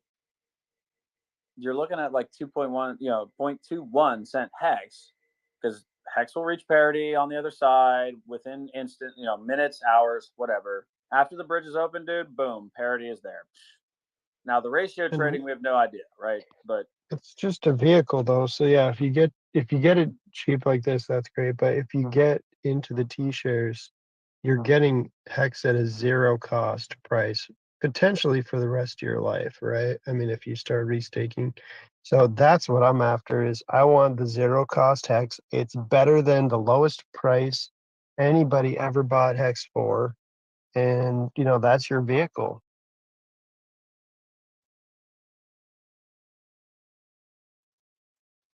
yeah.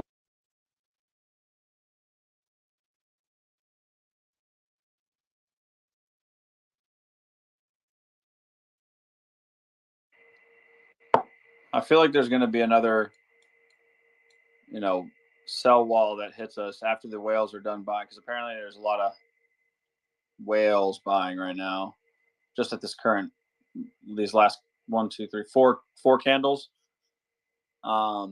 We've been on an uptick back to high 4.2, looking at 4.3 again soon. I'm kind of trying to catch that downward sell pressure back to like 4.0 maybe, best case, if we can get there. That, because dude, when you think about it, it is the difference between like thousands of Hex. Like, it's not tens of thousands of Hex, but it's Hey, Keith, Richard taught you not to time the market, right? Buy the motherfuckers already, huh? Just that's my advice. He said time the market. Traders get wrecked. I'm not trading. No, I didn't say you're trading. This is like, I'm waiting to buy. You are timing the market. Yes, you are still timing the market. Yeah, but it doesn't carry the same type of negative connotation that like, oh, I'm going to get in and get out. No, for me, it's just like, look, for you to accomplish this, you're going to lose hours and hours of your life. You're going to have to sit there and babysit this chart for like 4%, maybe 2. Hey, get your life back, bro. You know what to do. Oh, I mean, trust me, my life just runs and ticks along nicely. I choose to get excited and be all into looking at Hex throughout the day, as a pastime with the available time that I have. Dude, I'm like you, bro. I've babysat this chart. I'll admit it. I just would rather not. Well, yeah. Was there no show today? Worst crypto show? Did they not do it or what? Yeah, they canceled it. I was told that Favis called it off.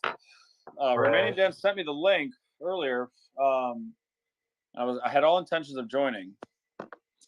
Even, had myself a little drinky poo over here. Wasn't intending on that, but if there's a stream, we like to have a little drinky poo. What's your drink? Like, drink of choice? Well, the current right now is Bullet Rye, neat, with a little bit of orange bitters mixed around on some, I'm sorry, not neat, we're on the rocks, my bad. Bullet Rye on the rocks with a couple dribs of some orange bitters. Circle it up a little bit. You know, you kind of have like a lazy boy old fashioned. Like it's not even really like an old fashioned, but you're just pretending like it kind of is because you're a little bitch or something. You won't make a real You're a one. millennial. You're not a bitch. You're a millennial. It's all good, man. It's delicious. Yeah, it's fucking that. I mean, preferably I would have Buffalo Trace, but I'm out. I don't have it. I walked away from a bachelor party in Austin, Texas, a couple months ago with almost $500 worth of liquor. Like 3 bottles of really nice tequila, 1 bottle of mezcal, like a really expensive $60 bottle of mezcal, and then like 2 bottles of Weller, 1 liter fifths, and then 1 Weller 1.75 that was half empty. Also had the 1.75 Bullet Rye, brand new, unopened. We had the half gallon of Tito's vodka. We had Whistle Pig, a fifth of Whistle Pig. We had also this other shit, Mitchers straight rye. I don't know what that is, but I have 2 bottles of that. Like an exorbitant amount of liquor, bourbon, all kinds of shit. It was just, I mean, it's too much for one person, but.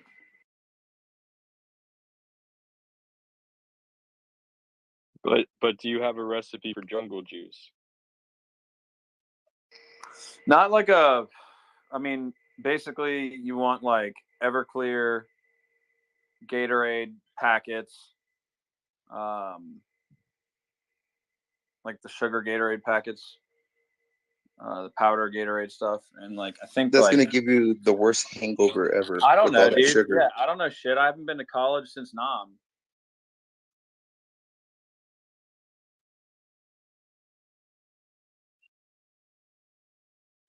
I Since saw this. Nam, like Vietnam.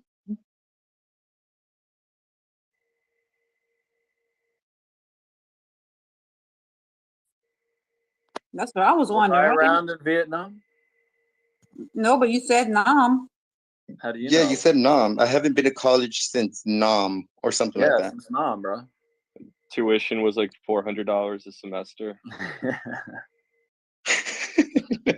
You're crazy, man. Dude, yeah, wait, y'all saw Richard's tweet about fucking, dude, like $5,000 a month in rent in Manhattan. Oh, we are at the top of fiat. We're at the top. Oh, get out, get out, get out. Fire sale, get rid of everything. Here's the thing, everyone's That's what I did. Everyone's That's been what I getting out of everything for so long. I sold there's my. nowhere else to Well, I go. didn't sell my 401k. I got out of my. I cashed out my 401k. And Oh, jumped I into haven't done that. That's crypto. the only sole survivor traditional financial product that So you're gonna keep it in there? fucking, I'm not gonna cash it out, bro. No. You could roll it over into No. crypto. No. Oh, so you're gonna watch it crash and burn with But see, fiat? you're gonna you lost money already on it, and you're gonna just let Robert Kiyosaki has his book, Who Stole My Retirement? You should read it. Anyway. Anyway, yeah, the point is that all of the mutual funds, the stonks, the fucking options. I had short positions. I had some pro short shares. The same shares that like the guys Tell us make money. Tell us why you want to keep it. No, I sold all of it. No, the ones you have. No, the ones you have now. You sold it all. You said. You said you keep. Oh, the 401k. I mean, that's. Yeah. I don't want to cash that out. You pay penalties. There's tax implications along the way with that. Yeah, you could make way more money. You make those penalties back. You can divert. You know what? You have to pay. You have to pay income tax on it anyway when you cash it, and and they're robbing you technically. And right now you can not have to pay the penalty because of COVID. You could claim it as a hardship. You can divert your investment to money market, and then you're pegged against the dollar. And it's still in there. It's just your investment vehicle is a money market fund. you'll get a Or 1,160,743 hex. If you have, well, I just put 50,000 in there, but dump it all in hex. this is why I was. I mean, I've said this in the past. I've been playing with the idea of cashing the 401k out, like, but that's this to me. It represents, just. What does it represent, really? It It's a little represents sentimental. fake. It's a little sentimental. You sound And the like a fact that there's boomer, dude. penalties and tax along the way is like, you're right. Well, he said nom. Maybe he's not that young. Yeah, dude. You sound like a boomer. I swear. 45 years of wanna 401k contribution at 6% of the income or every check is. Get a loan. That doesn't. Take out half. I mean, we're Yeah, talking that's millions of what you dollars. said, but Millions. what are you saying? If you keep it, you'll get billions, or If he What's keeps a it, it's gonna go to $1.5 zero. million market buy on Hex right now? Go to Matcha. no? I'm talking about your I'm gonna 401k. type it in. 1.5 USDC. $9 million will take all the liquidity. 32 million hex. If you did a 1.5 Do million it. market buy right now. No, there's Do 200 million hex right now in there. I'm saying a 1.5 million USDC market buy What? is 32 million hex at the current price point of So do it. Yeah. 0423. So you're gonna do fuck. right. Just popped up to 3. And it's Good. gonna go wrecked if you stay in 401k. I don't know. I got rid of my shit. All right, so Wells Fargo is getting a phone call tomorrow. I sold mine too, Keith, but I did that in October.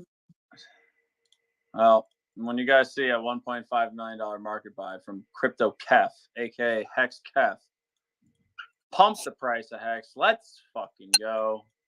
Let's do it. Liquidity providers will be like, fuck you, dude. Boom. And we'll just see like a fucking $8 million market sell Hex for fucking 350K and just shoot the fucking price down. Hey, Hex Keith, you might want to check out the Hex Investment Trust. That's a way you can buy this stuff in your IRAs and your traditional financial sort of instruments. Do you know about that? Yeah. I do know about that. I do know about that. I'm only viewing Hex as a buying, like something to purchase right now, not to sell. And in my mind, I'd like to do it in a decentralized way where I control even the wire transfer directly to said central exchange to then convert for X amount of whatever to then send out immediately. Can you do that in your? You know what I mean? That's not just me though. Can you buy the Hex on like the DEXs and stuff in this structure or not? I just prefer to do it where I have the cash in hand, right, to convert into crypto and then do what I please. You know what I mean? There's that now I can see the flip side being beneficial where, like potentially best case, a community built advisory service like Mountain Crypto Advisors, potentially best case if you want to sell X amount of said crypto asset and avoid certain implications from tax jurisdictions, et cetera, et cetera. But just me personally, I would prefer to, market buy as much Hex as I can, see that it's in my wallet, and then stake that via other wallets and addresses and control the entire process on my own. That's just me personally, though. Sure, respect, no problem. Just wanted to mention it. Yeah, absolutely. For accredited investors who may not be able to take the same level of risk, for their clients, that's a different story. That's a different market. You know what I mean? So does that have product market fit? Absolutely. For the big guys that.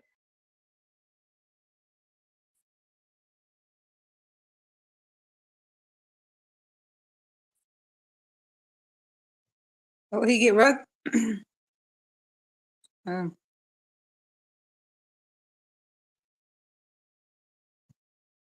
It's probably for the best. We'd have him pawn everything before the Dude, video. Damn, I know. Once he starts talking, he don't shut up. Ultra Oh, wrecked. keep Ultra going. wrecked. Got 2 kidneys. Sorry, I wrecked myself. Anyway, that guy had a point, and I was just trying to talk to him about it. My bad. I was hogging Mike. You're gonna yeah. So you're gonna do your 401k, right? Now you're gonna have to pay income tax, but that income tax comes whether you cash it out now or later. I'm just gonna take I'm gonna do the calculation, make an estimated payment.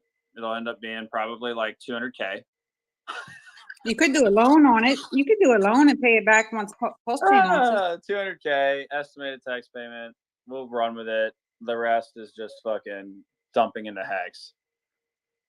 So net market buy for Hex 1.5 mil. We got a lot of work to do.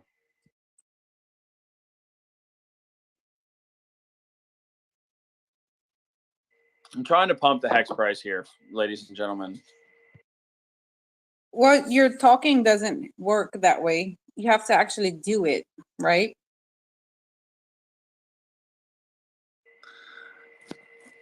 There have been and there will continue to be green candles due to Hex Kef.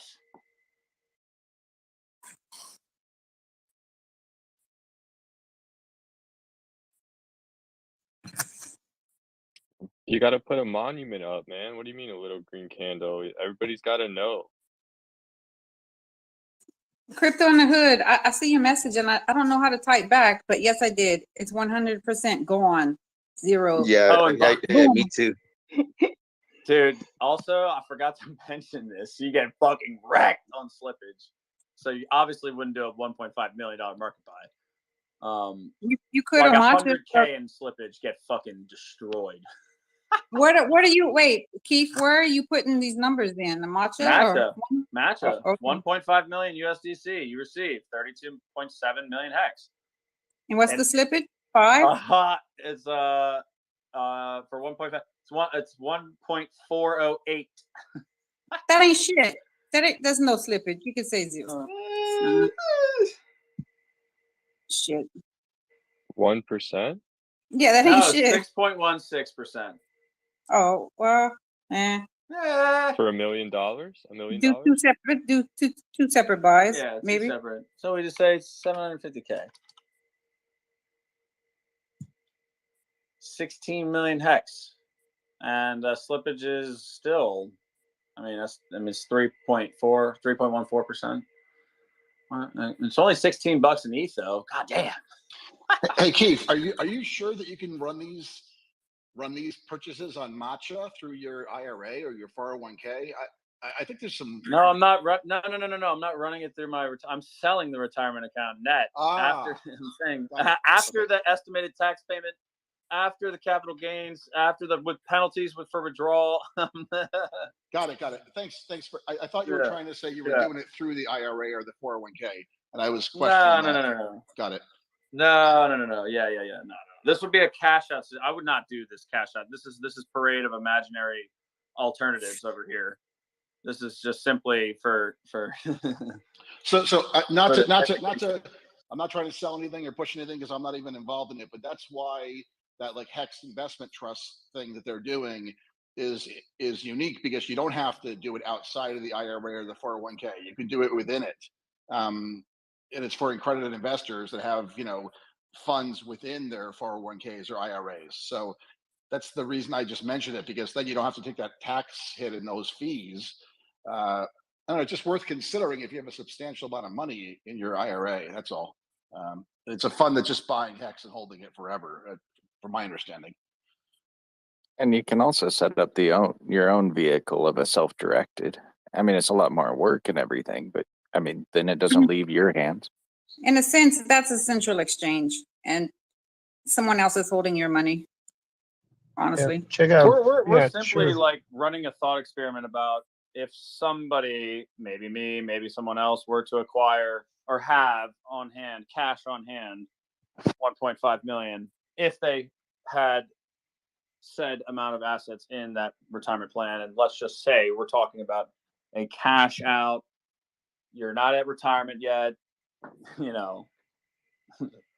How much liquid can we get? How much total liquid can we get? oh, if we can get 1.5, you're better off splitting into 750K and probably less than that. And honestly, there would be a different strategy entirely, because then you could do highway. Then the whole 50K market buy ladder that you could set up, like limit ladder that you could set up, like just up and down, whatever. Well, I would, just yeah, down, I'd definitely be doing LPs at that point. I would set up the price of the LP for me to purchase Hex down to a certain price, right? So I'd be willing to buy Hex, up and down a range with that kind of money and just collect all the fees in the meantime. But the problem is Pulse Chain. The Pulse Chain launch it gets kind of annoying. It's like, do I want to be in an LP before Pulse Chain? Not really. So Hey, Keith, don't let the supposed well, burn. no, I guess I'm also playing the idea of like from onboarding like an executive or somebody that has giant bags that can do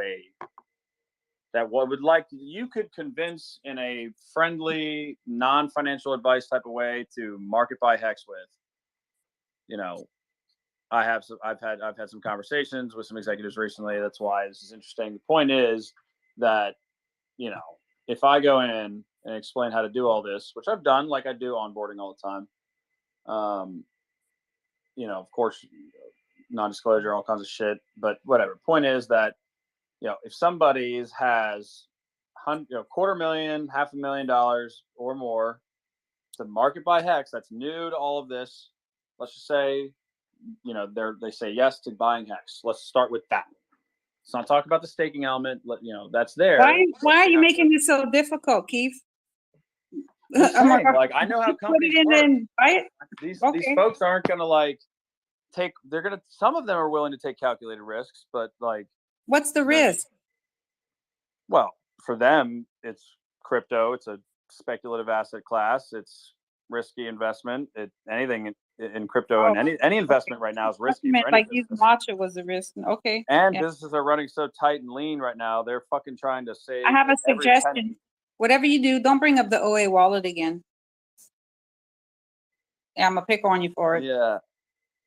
Anyway, so yeah, no, it's just a matter of like, look, I'm simply talking about it from a, how much money can you get for Hex right now? Like if you're trying to ape in. The point is, do you buy want to it. do that? Don't fucking slow roll it. You're looking for just like a big like firework almost. Like, here's the thing, it just doesn't work this way. Like, you can pump a whole bunch of liquidity into it, and if the market maker isn't ready or is keeping the price there, you're just gonna lose your money. Like, you have to sort of take that kind of stuff into account, unless you're pumping in so much money that you're going to move the price, which is not your goal, right? Like, you're not working with hedge funds to manipulate the price. Here's the thing: the more gradually the prices go up, the more they'll stay. Anytime that there's a serious deviation, either up or down, it's bound to bounce around from that. So yeah, like, I just wouldn't look for these like big spikes. Like that's always usually misleading, and just as easily as they put that liquidity there, they could take it out and pull and basically rug you. So yeah, like the strategy always has to be long term. So like if you're talking to people who are really putting 100 grand in, I don't think your objective should be to get any sort of market buy of that size, unless you're really serious about injecting a lot of capital. Well, the secondary,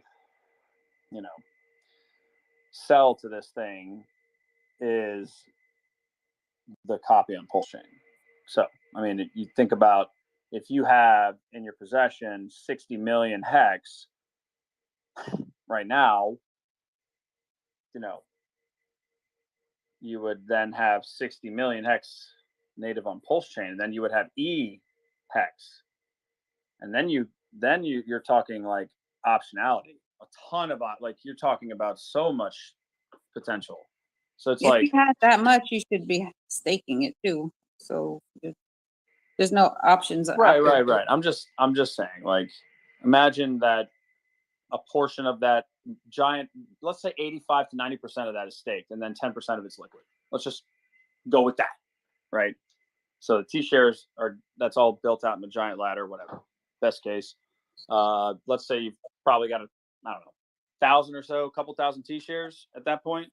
Sick. And then we have all of that all those T-shares copied on a pulse. And then you still have, I don't know how many hundreds of thousands of hex to manipulate liquid. Keith, you're making my head spin. Oh. You're overthinking it. Yeah. Why the heck? No, I'm just saying that like there's all kinds of options. Here's the thing, like as each day, each week goes by, that probability that you're gonna miss the pulse chain airdrop, like you're not gonna get it increases. So basically, like within the next couple months, like this is the shot, and this is why I kind of feel like we're gonna trend sideways. Like we're not gonna do anything exciting, really, for a little while. But yeah, like if you think about it, each passing week, your opportunity diminishes. So I mean, it speaks to just doing like simple DCA, just start scooping it up now.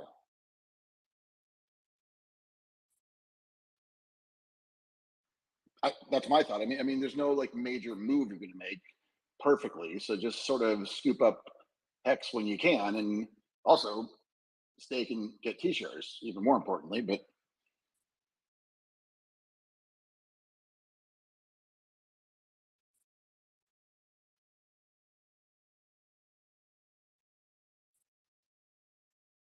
hey, Hexy, could I ask you, like, when you're talking to some of these people, like, how, like, do they talk to you about NFTs at all? Who, me? What people? In Oh, here? no, I was asking Keith. I think he might not be able to Oh. hear us. I was wondering if, like, the same people who are coming to him about Hex also might be asking about, like, NFTs, and I just hear a lot of No, people. no. Absolutely not. The people I'm talking to are fucking complete no coiners, don't know a goddamn thing. I have to explain what a C phrase is and the importance of 24 words on a hardware wallet, best case. Like, it's not, it's a, you have to really start with the whole DeFi, explanation of everything and why that's so important, and security and all that. And it's you have to be careful because it's like you don't want to bore someone or overcomplicate it. So it's a very delicate balance of. I'm specifically talking to no coiners who don't know shit about fuck with crypto, and they've just heard that everything's a scam, and they're right about most of it. And that people are getting wrecked everywhere. So it's like it's a very, very like, oh, but we're better, and you can't say that. Like we know what we're doing, but it's tough. You got to ease your way into it. Honestly, messing around with like pulse chain testnet and everything, like I don't think there's anything more exciting happening in crypto than this. Like it's actually awesome. Like I don't know if you guys been in there. 'Cause I know a lot of you have, but it's awesome. Yeah, I was actually just fucking with it last night actually. I was like, oh, dude, I did connect my sacrifice address, and I played around a little bit. So that's where the test airdrop is. So it was fun.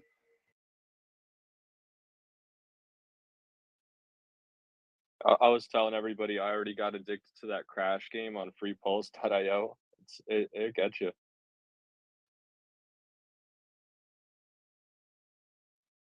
That's one thing I haven't gone to the free pulse today. I had a buddy that was spamming it. He was running a burner MetaMask, just spamming every hour. It's funny.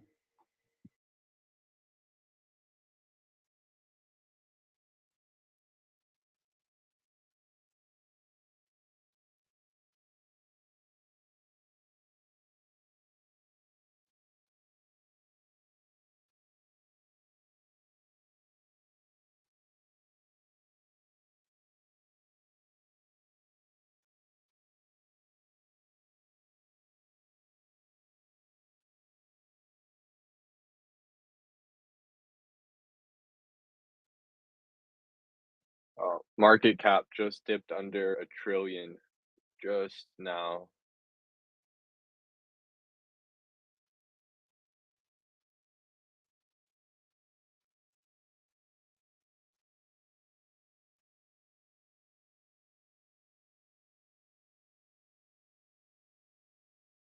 I just think that trillion mark is like a sweet spot. I really don't think we're gonna stray too far away from that. I think $1 trillion is minimal for this market cap.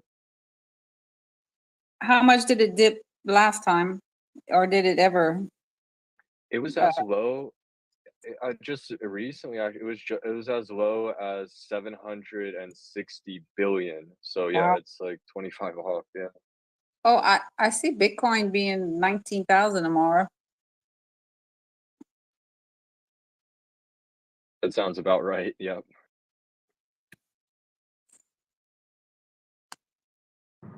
Yeah, let's see what happens. I know I sold half of the ETH, so I'm like, yeah, let's play this little game. I bought it at what, 900, sold half of it at 15, and I'm like, okay, let's see if we can get lower again once we get up again. Just play that little game.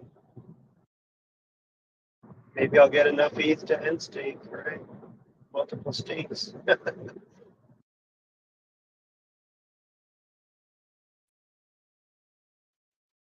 Bitcoin is going to be a roller coaster for a little bit. I think there's a lot of reshuffling going on.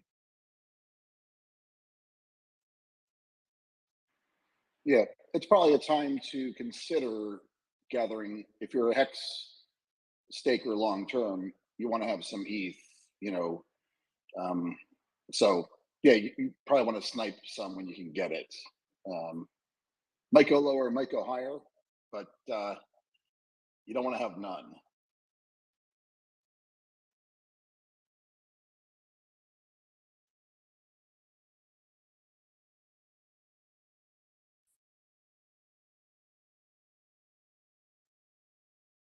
Yeah, the problem is Bitcoin just has such a range it could travel through right now. I mean, even down to like below 10K even wouldn't surprise me too much.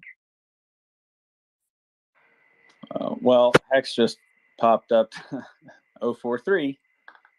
Nice solid green. See, they're listening, man. See, they're listening to me, bro. They fucking know, dude. Running. I'm over here. I was laughing and giggling about 4.2 low. Dude, I told you 5 cents tomorrow. It'll be 5 tomorrow. I don't know, but waiting like, for that red candle. Yeah, I mean, I don't know. I mean, 3% is nice, but I mean, when Hex rips, it rips. So I can't wait for those days. It'd be nice to see 5, of course, but it'd be nice to see, you know. Yeah. Well, I think it's just in floating. a live stream the other day. You know, when the bull comes, what do you think's going to pump harder, Bitcoin, Ethereum, or Hex? It's kind of a no-brainer. What's going to pump harder? Way harder. It'll just rip. It'll just rip your face off. Some days you're like 25%. Like what? Yeah, it's yeah. And then what Keith is saying about getting the double. I mean, look, that's a no-brainer. That's an absolute no-brainer. So, you know, whether it's $250,000 or $500,000 or whatever, but yeah, you market buy, you push it up against you a little bit. But if you're going to get a double, who cares? In my opinion. Exactly. Hex had a nice retest on the 4-hour. So everybody you sold at 2 cents, everybody's calling for under a cent. Get fucking wrecked. Well, but even if Bitcoin takes a shit to 5,000 and you get a 1 cent Hex, okay, back up the truck again. Yep. Take that cost basis down one more time. I'll be buying 1 million of them, that's for sure. If Hex does what it did the last time, doesn't like Bitcoin does another 30x, that's gonna be fucking awesome. Yeah, see, the flip side is there's always a flip side. What if it doesn't? What if Hex doesn't go below 3 cent support? It's not. Well, We already the- said it's not. Well, There's nobody. Right? The floor is lava until it's not. But it seems like Hex goes back and forth between being semi-correlated and then completely decorrelated. It's completely decorrelated. Yeah. Yeah. Let's see. I don't know. Have we completely decorrelated yet? Has that actual moment in time happened? I feel like no, Bro, no one's It really is talking about decorrelated. that yet. Have you seen the ETH and the Bitcoin chart today? Hex didn't do that. All right, Keith, So I got a question. you gotta look. Oh, go ahead. Go ahead. Well, what was 2021? Completely fucking decorrelated. Just you gotta pull the chart, pull the Bitcoin chart from the last time it was 30K. Pull that chart, and then pull the Hex chart for that same time period. And you're gonna see ever since Bitcoin has been 30K until now, we haven't been correlated anymore. And you will notice, yeah, they pulled the ETH liquidity out of Hex to the point where, yeah, it's like, what, 15% Hex Bitcoin / Hex ETH liquidity. It used to be like 40-something%, back in March-ish. So we've really healed that big correlation.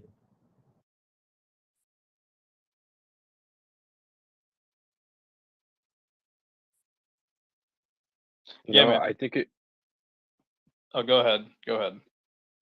Real quick, I was just gonna say it overshoots way more, right? Like when that buying pressure starts to come in, people see that, like the price just explodes. That's why it's like you snooze, you lose on this one. So many Hexagons thought we were going to 2 cents and they didn't buy yet. So they're all waiting for cash. That's why, yeah, maybe we do hit 2 cents. Maybe you get it, maybe you don't, right? Because there's so many people that are going to be fighting for it. I mean, even at 2.5 cents, not even waiting to 2 cents. If you saw like 2.8, 2.7, 2.5, that's when some of these people may end up FOMOing in because they're close, from where they wanted to buy. Look, if you're not dollar cost averaging into Hex at these levels, the only logical reason is because you think it's going to die. Because even if it can go down to a penny, okay, we'll be buying it at a penny, right? But I don't think any logical person, if you're a legit Hex investor, Hex ain't going nowhere. To be trying to play a guessing game at 3-4 cents is just retarded. In my opinion. John S. Just retarded. If Totally it goes agree. to 1, awesome. Yeah. Like great, But buy when you can, as you can. If you try to time it, you're going to wreck yourself. It's down That's 90-something%. Yeah, You don't that's need to just time it trading. any better than that. Yeah, I agree. Just buy as you can, buy as you go. It's a great time to buy right now. A lot of fun to buy. Dude, I've been buying copious amount. I've been scooping up Hex insane for the last month. Insane. Or if you have T-shares, they buy the dip for you, which is also nice. There's a lot of nice ways to get Hex. There's a shitload of them. You guys know them all. But the whole narrative of like, should I buy right now? Should I buy? I mean, dude, it's down 90%. And I'll tell you one more thing magical about the number 90. So if you look at Hex likes these waves, 90-day cycles, and if you look, we were at almost exactly 90 days ago was when was our last like local top. I think it was around. I'll tell you the price. I was looking at the ETH chart. But yeah, anyway, around May 10th, we were around like 19 cents. That we're almost 90 days from that. So if at least you're not gonna have to wait long to find out. Like literally within the next couple of weeks, we should sort of be determined on the uptrend or if it's gonna continue down.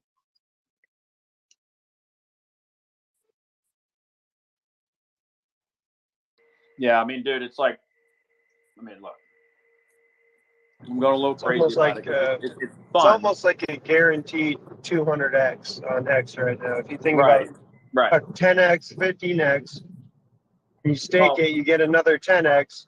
Then you get a copy on Pulsechain. That's like 200x pretty easily. But you got to be a little patient.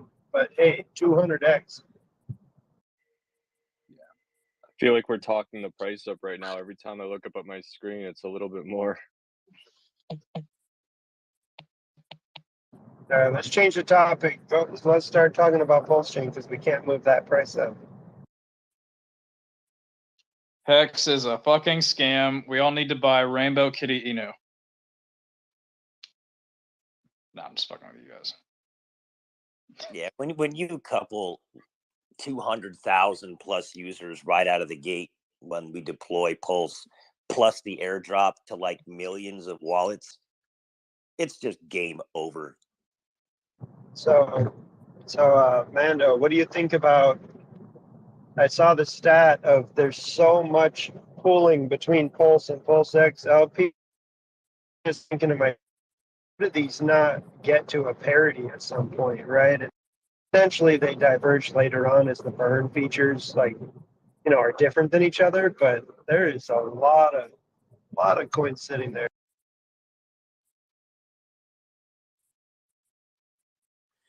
I apologize, man. I was having a hard time hearing you. It was kind of rugging a little bit on me, but I heard something about liquidity pools or pairs or something. Pulse and PulseX parity. What do you think about that? I think who gives a shit? Because they're gonna both do so much X, it doesn't matter. But will they have parity? That deflationary piece of PulseX, man, is powerful, man. It burns way faster. But there's not a lot of Pulse available on the float once this thing launches at all. There's just not. There's like 6.5 trillion or something like that to be bought up. Everything else is gone. So I don't know, man. Right now, That's yeah, such a the great point. biggest pair on the testnet is PulseX to Pulse. I mean, it says 2.5 billion in liquidity, but obviously these are made up numbers. But point is, like, that's the biggest number one pair on the farm right now. They could be paired, but doesn't mean the price will be the same. It is. Right. Yeah. My only thing is, it is the test net, man. It's not real money. No, it's totally 100%. So I don't try to 100%, derive like numbers from that. It's just interesting thought experiments, simply to see, like, okay, if this is a sign of things to come, what could the potential reality be? Take this and, I don't know, cut it in by a 3/4, whatever. Take cut it by 80% or 90. Fuck it, cut it 90%. Like, but when you're saying 200,000 something wallets, active users versus a million wallets being airdropped, I mean, think about the pressure the system is going to face on day one. With the institutional buying, right? Just like other entities out there that have the authority to buy blockchain technology, layer one blockchain technology, the day it comes out. You know what I mean? Like 178 million PulseX burned 24 hours on testnet. That's a lot of PulseX burned in 24 hours, man. 57 billion's been burned in total so far.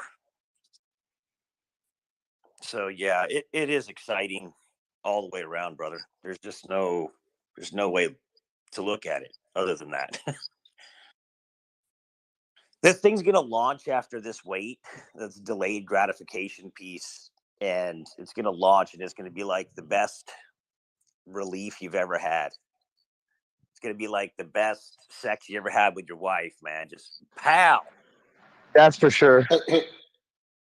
Mandalorian, do you think that maybe, though, after we see that massive, pop, that there's also lots of, sell pressure? We may see a very, this may not all go as great as we think right away. It may take a while. Or what do you think? I mean, of course we don't know, but there's also the other argument that says that, people will dump.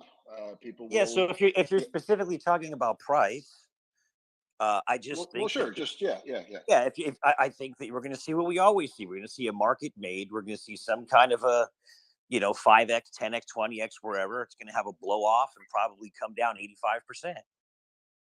And then Pulse Chain started. Its life started, and from there we'll kind of find a floor, and that's how the market will be made. Yeah, I kind of agree with that point. So I just think that maybe there's some people that think it's just going to go, straight and up to the right forever. That's not a real good assumption. For any, I don't want Yeah, that. Richard literally said on stream it'll take a year to you want to launch in a bear market so that your chart looks like a giant hockey stick, right? And then give it a year to shake out the losers. That's what he said. Yeah, I mean, you should have a mindset, in my opinion, into 2025. Up that way. Totally agree. 24. Yeah, agreed. You got 2 to 5 year. Like all this short-term shit. I mean, some of the Hexicans are sort of already locked in, right? So they sort of can't sell because they've bought their T shares and sent it out to the future. I just think that you want. Yeah, but that's Hexicans or Hex. whatever We're to, talking about Pulse Chain. I get it. I'm just saying, you don't want to see people. Well, it's the wreck mentality. themselves. Yeah. It's the mentality. People are going to get wrecked. First of all, people think they're going to get a good deal when they're going to swap their Pulse X for Pulse before the bridge is open. And they think they're going to get a sick deal. And God knows, maybe there will be a sick deal. Okay, maybe but in the reality, like no one fucking knows what's going to happen with any of this. We just know that we can apply like the current situation in the crypto market and then apply like the best products hitting the market at the right time for the entire world to use. And then just imagine the potential based on other layer one blockchains, over the last 2 years or since their launch, right? And the same thing with DEXs since launch, and look at the ROI and the X's that they both. I wouldn't do that. Don't do that. Look, this is a new network. We don't know anything of this is what's beautiful about it, is that nobody truly knows. But once it hits, man, we'll all be here figuring this shit out together. But we do know some things, right? We do have some metrics from the past. So the best way to try to know the future is to study the past. We do know that the blockchain starting with 200-something thousand, 150 minimum thousand users with an airdrop. It's EVM compatible. There's shitloads of product market fit. There's tons of dApps that are being built with the no admin key, don't get ripped off philosophy and mindset, which people are being attracted to left and right now. It is Richard Hart, who has not ripped off anybody in spite of the fact that they've all said he's a scammer, and he's the exact opposite. So when you look back at the last 7 EVM chains that launched empty, you guys know it. It's an average of 650x in 14 months. So why would we look at all the other ones and say they all did that? Pulse has all this shit going for it. It's massive. And let's talk about the nominal figures. I think that Pulse has an opportunity because people want freedom, they want liberty, they want the chain to actually be something that's legit with all kinds of good stuff on it, and it's kind of hitting at the perfect time. So I think that a lot of our community has bought into the naysayer Richard's a scam narrative, and it's kind of stifled a lot of people's what they think Pulse might be able to do. Hold on. Is that what we were talking about? I don't think that's what nobody was saying that. No, it's actually, yeah, he's got a point. Yeah, just keep going, Mando. He's talking about the Pulse Chain Telegram, which is getting really pessimistic lately. Well, everybody on YouTube and everyone Richard talks to calls him out. So yeah. It's just for anybody who's pessimistic, it's obviously just the weight. Obviously that is the part where, people who did put in maybe more than they should have, thinking it was going to launch sooner than it is. Let's just be real. It's rough, but you didn't have to do that. Nobody forced you, so exactly. We want the chain to launch when it's been battle tested, when they've done everything and at the right time. That's what's going to be best for everybody, even the people who are struggling with the weight. But I totally get it. And that was almost my point earlier about, some of those people may be very short-term thinkers when, it does launch, which is not great for them. You almost want to try to encourage the community to be a little longer focused because, I don't know, just a thought there, because if it did all launch real fast and it was all easy, those people may have been more patient, but now they're getting itchy. I mean, so they're the ones that are going to sell, and I'll gladly buy. I get it. I just throwing it out there. It's a community. Yeah. Listen, man, I need a 50,000X on my $100 in 2 weeks. If Pulse Chain can't do that, then I'm just gonna give up on crypto. Yeah, I want my fucking sacrifice back, man. It's a 10,000X. It's a 10,000. I'm not in the group. I'm just saying there's a group out there like that. That's all I'm saying. So there was about Reddit guys are so wrecked. They are. They're fucking wrecked. Nobody's red. Come on. There was about like 40,000 addresses that sacrificed, and some people sacrificed from multiple wallets. So we could probably weed it down to like maybe 30,000, 35,000. And half less than that. Yeah, and like half of those people were under $1,000. So yeah, they're gonna dump, but I think the demand is gonna exceed the supply. For sure. Yeah, I think the buy pressure is going to outweigh the sell pressure for a while. I don't know. Yeah. Especially when, like you said, you factor in the buy and burn of PulseX. Like, exactly. Which is is fine, bro. Get those fucking plebs out of Pulse Chain day one. I feel like the people who will sell aren't going to have enough to like really make it sense. This is what I was trying to say. It's like, good point. Since everything's gonna. We just have to see how it goes. Like if we try to base it, like price, I just meant price. Like if we try to predict the price based off of like what other chains did and stuff like that. Here's the thing: it might what if it does twice as good? What if it does 4 times as good? This is what I'm just trying to point out is that it could really, it could really exceed our expectations based off of like previous projects because this one is so much better. I agree with you. Yeah, I can't. I mean, obviously, Richard said, we know everything gets airdropped at 0. Well, it has to. Well, it's also kind of interesting that the bridges don't open for 24, 48 something hours, right? So we'll go live. There won't be any dollar amount in the system. Everything gets airdropped at 0. Ratios start getting applied. And then sometime later, the bridge is technically open. And the dollar value is introduced into those ratios, and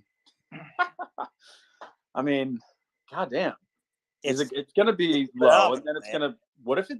I don't know, dude. ETH launched at 32 cents, and it would be funny if Pulse launched at 33. I know that's insane to say. It would be like a big stick it to Vitalik. It's just if you could maneuver the liquidity in such a way. I like what the gentleman Jake said, the smart computer brother, and he was talking about how basically the sacrifice being 3 zeros and a 1 average. It gets hard to bring it underneath that price when that's like the floor that we all bought at essentially. Like who wants to sell it at that? And then when you take the reality of how much will be in the liquidity pool to buy with the amount of demand, it's just guys, what scenario do the sellers win on the people buying this stuff up? I just don't see it. In all my time in crypto, I just don't see it, man. And I mean a time frame, guys. I don't mean like 30 days. I'm talking like, my gosh, Pulse Chain after 12 months, I think everybody's going to be feeling real happy.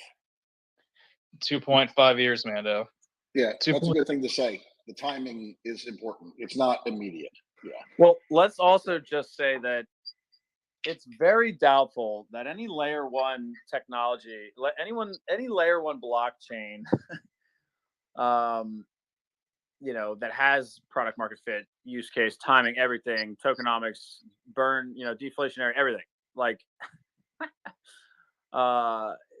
it's kind of, I don't know, it's kind of crazy to think that, okay, would it really take a year to go to a penny with these systems, with this type of, never before seen financial product, cutting edge, built from the ground up without admin keys, smart contract based, well, for PulseX, but Pulse being a completely brand new layer 1 proof of stake, better version of ETH, just the whole thing. I mean, validator rotation, the whole fucking 9 yards.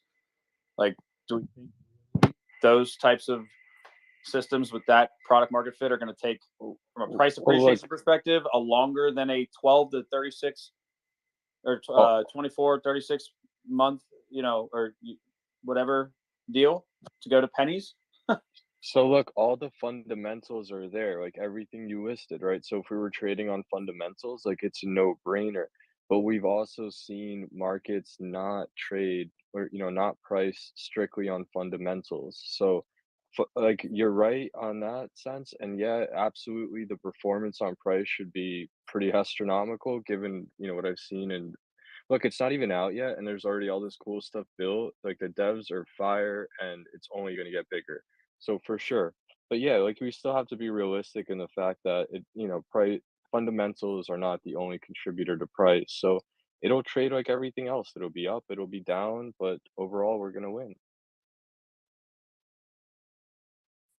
I just Yeah, want there's to way more I just wallets like that imagining sacrifice for it also, right? Like like way more. how late to the game do you feel like buying Hex at even 3 or 4 cents? Like, well, not late, but like, oh shit, wow, what a discount we're at. Imagine buying, on the way up to 3 or 4 cents, buying Pulse and PulseX. Like, Under 10 cents is still good. Like if you're looking at like average prices over time, like Hex put up some really serious stats. So you're by no means late at 4 cents or even 5 or 6. Like those are great prices. Hey, listen, I want to say that anyone down below who has a question, just request the mic, and no question is a stupid question. Come on up, please.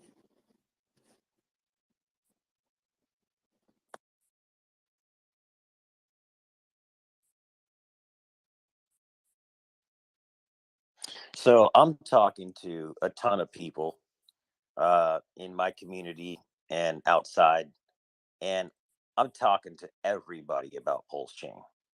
Everybody I talk to, and a lot more people are starting to hear about it than even like 3 months ago. Like 3 months ago, I could be in other spaces talking, what's Pulse Chain? What's Pulse Chain? It's starting to get to where less people are saying, what's Pulse Chain? At least in my interactions with the space at this point. So, I feel like we're doing a good job. Is that mostly Twitter, Mendeley? Or like where are you reaching out to the community? It is. Just curious. It absolutely is, man. It's mostly Twitter and Twitter Spaces, man. Cool. Some of it is literally just me picking up the telephone, like literally dialing for Pulse users, because I just like to do that. But it's 95% Twitter.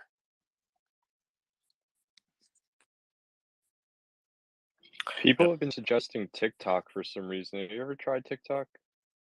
No, I don't try to go too far into all the different apps.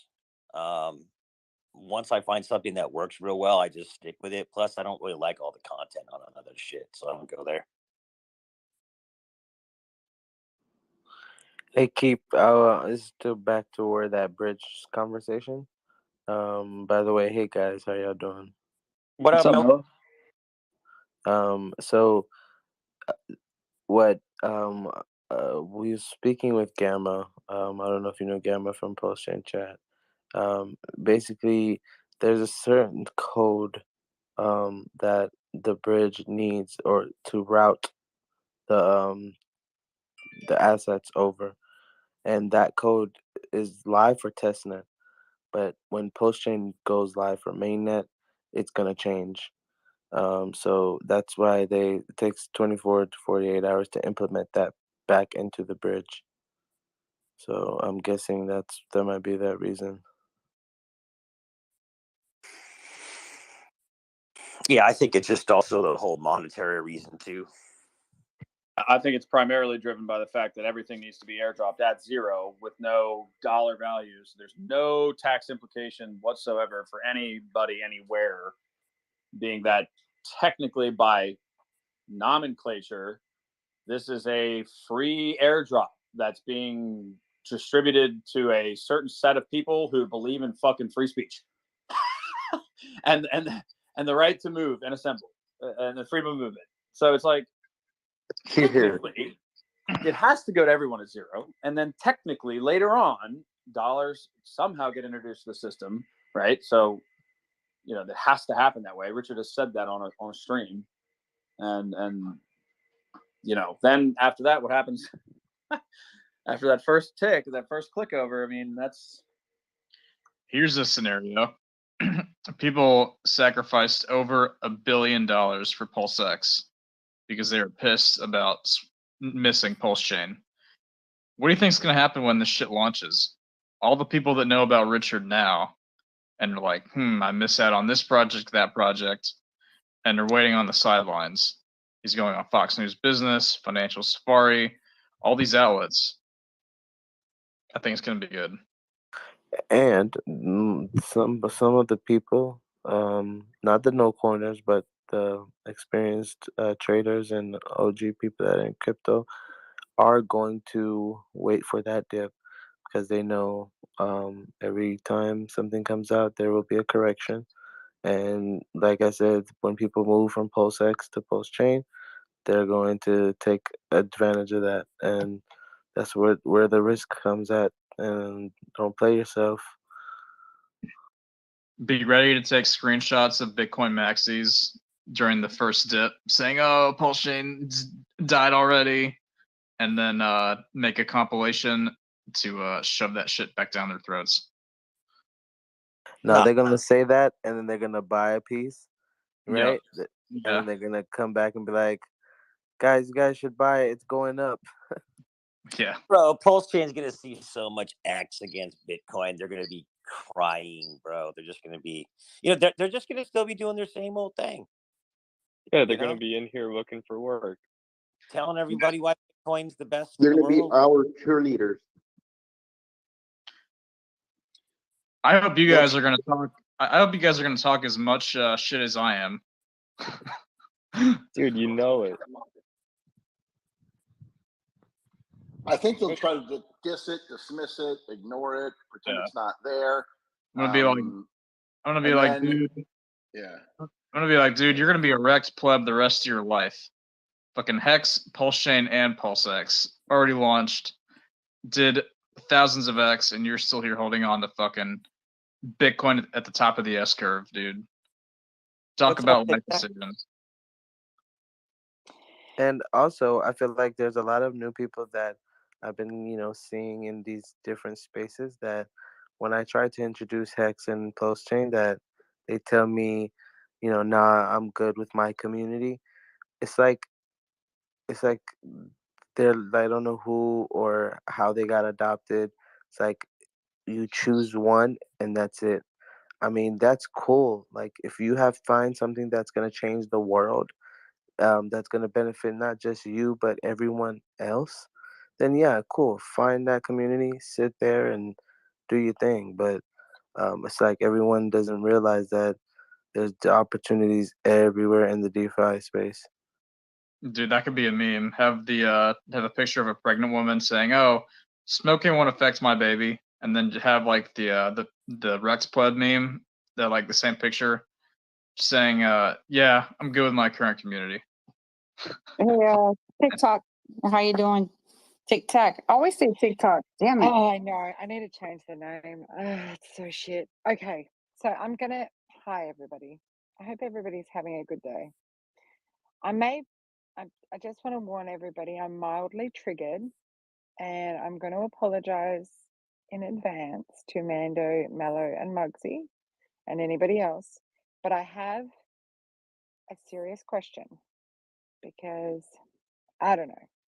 Anyway, so it's kind of a statement first, then a question. Actually, I'll go with a question first. What I want to know is, where would the hex price be right now if our ecosystem hadn't been leached off by Colt and Revolt? Like, I'm sorry, and I know that's going to hurt some feelings, but I've been thinking about this a lot, right? Like a lot. And I know Pulse Chain and PulseX didn't come out, and there was a lot of people that had, like, plenty of capital sitting on the sidelines waiting for those projects to launch. And I can also see that, potentially that capital has been deployed into Colt and Revolt, and those projects are doing really well off the back of that. But my question, I guess, to maybe the Colt people and other people in the Hex ecosystem is, where would our hex price be if our liquidity throughout the community had been kept in hex? Like, rather than going to other projects that have admin keys and that aren't really what we're about.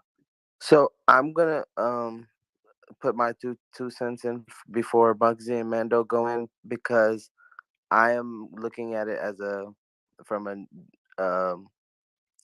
a neutral aspect. I am all over the spaces, all over the spaces in DeFi, Legacy, NFT, whatever it may be. When you first thing first with the Hex community, that was before Cult and Revolt. The Hex community had situations with people in the community wanted to go build, just like Richard Hart said. If you want it to be done, do it yourself. So that's what they did. And since they're from the Hex community and they have big bags, of course they're going to use some of it. Maybe they consolidated some other assets and did what they had to do. Now, with these projects, those are all to benefit the community or the Hex community and other no corners to invest. Now, with Colton DAO, I feel like it's more of a social awareness more than it is just a token or anything. It's helping the DeFi space grow in a different manner. Just like how Maxi is trying to help Hex stakers, double their T shares or whatever, and how Hedron is introducing something new for Hex staking, and it's just, but it doesn't, it's not, leaning towards Hex, but it's helping the DeFi in general. And I feel like Cult DAO is something that brings people together, and we all are like-minded. It is kind of connected with Pulse Chain, with the freedom of movement, the freedom of assembly, and the freedom of speech, which I think kind of go hand in hand. Yeah. So go ahead, Tic Tac, if you want to respond to that, please. Look, okay. So I'm sorry, Hex, is the way I know you've got your hand up. There's two things in there. Well, okay, there's a few, but basically, like, I've spent a lot of time listening in the cult rooms, and I'm not coming in here to be disrespectful in any way, shape, or form, because ultimately everybody is entitled to put their money wherever they choose. My question ultimately is, what would have happened if all of our Hexicans had put their money in Hex instead of investing in Cult DAO, where It's somebody not else just Cult DAO, potentially. you know that. Yeah, I kind of get that, and I do. I don't like giving my money to a third party, which is why I love Hex, because it's trustless yield, and I am my own bank, and I'm getting as well as I'm getting trustless yield with those as well. But look, Richard himself actually invented Maxi in the sense that he literally handed the idea over to the team one day on a live stream, and then they invented it. Now, Maxi didn't forced people to buy their token, right? But I was watching the wallets as tons of Hex was being sold for Maxi and for Hedron. And when Naga told everybody that they were being rug pulled by their own community. So Hexicans rug pull themselves. They don't even have to leave their own community to do it. No, Hexian. Let me just say something. I don't want this to become. I don't want this to become a debate. This is the Pulse Chain chat, and but the truth is, Hexicans is at the bear market. They would have gone to other projects, in a sense, no matter if Cult was there or not. So, anyway, it is a freedom of movement, and I do believe people can put their money where it is, and they're adults and can decide what's good for them. That's Hey, all I'm gonna say. Hex is the way you can go, right? I just want to say one thing is, I feel like the Hex community has nothing to do with anything. It was more on the drama that's going on with everything. Everybody being scared, everybody being impatient. It's just all panic that's going on. That's all that is that you see in the market. It's still holding up though, compared to the bearish market that we have right now. Hex is the way, or Sure. So yeah, crypto is a competition. We're competing with ideas, technology, communities.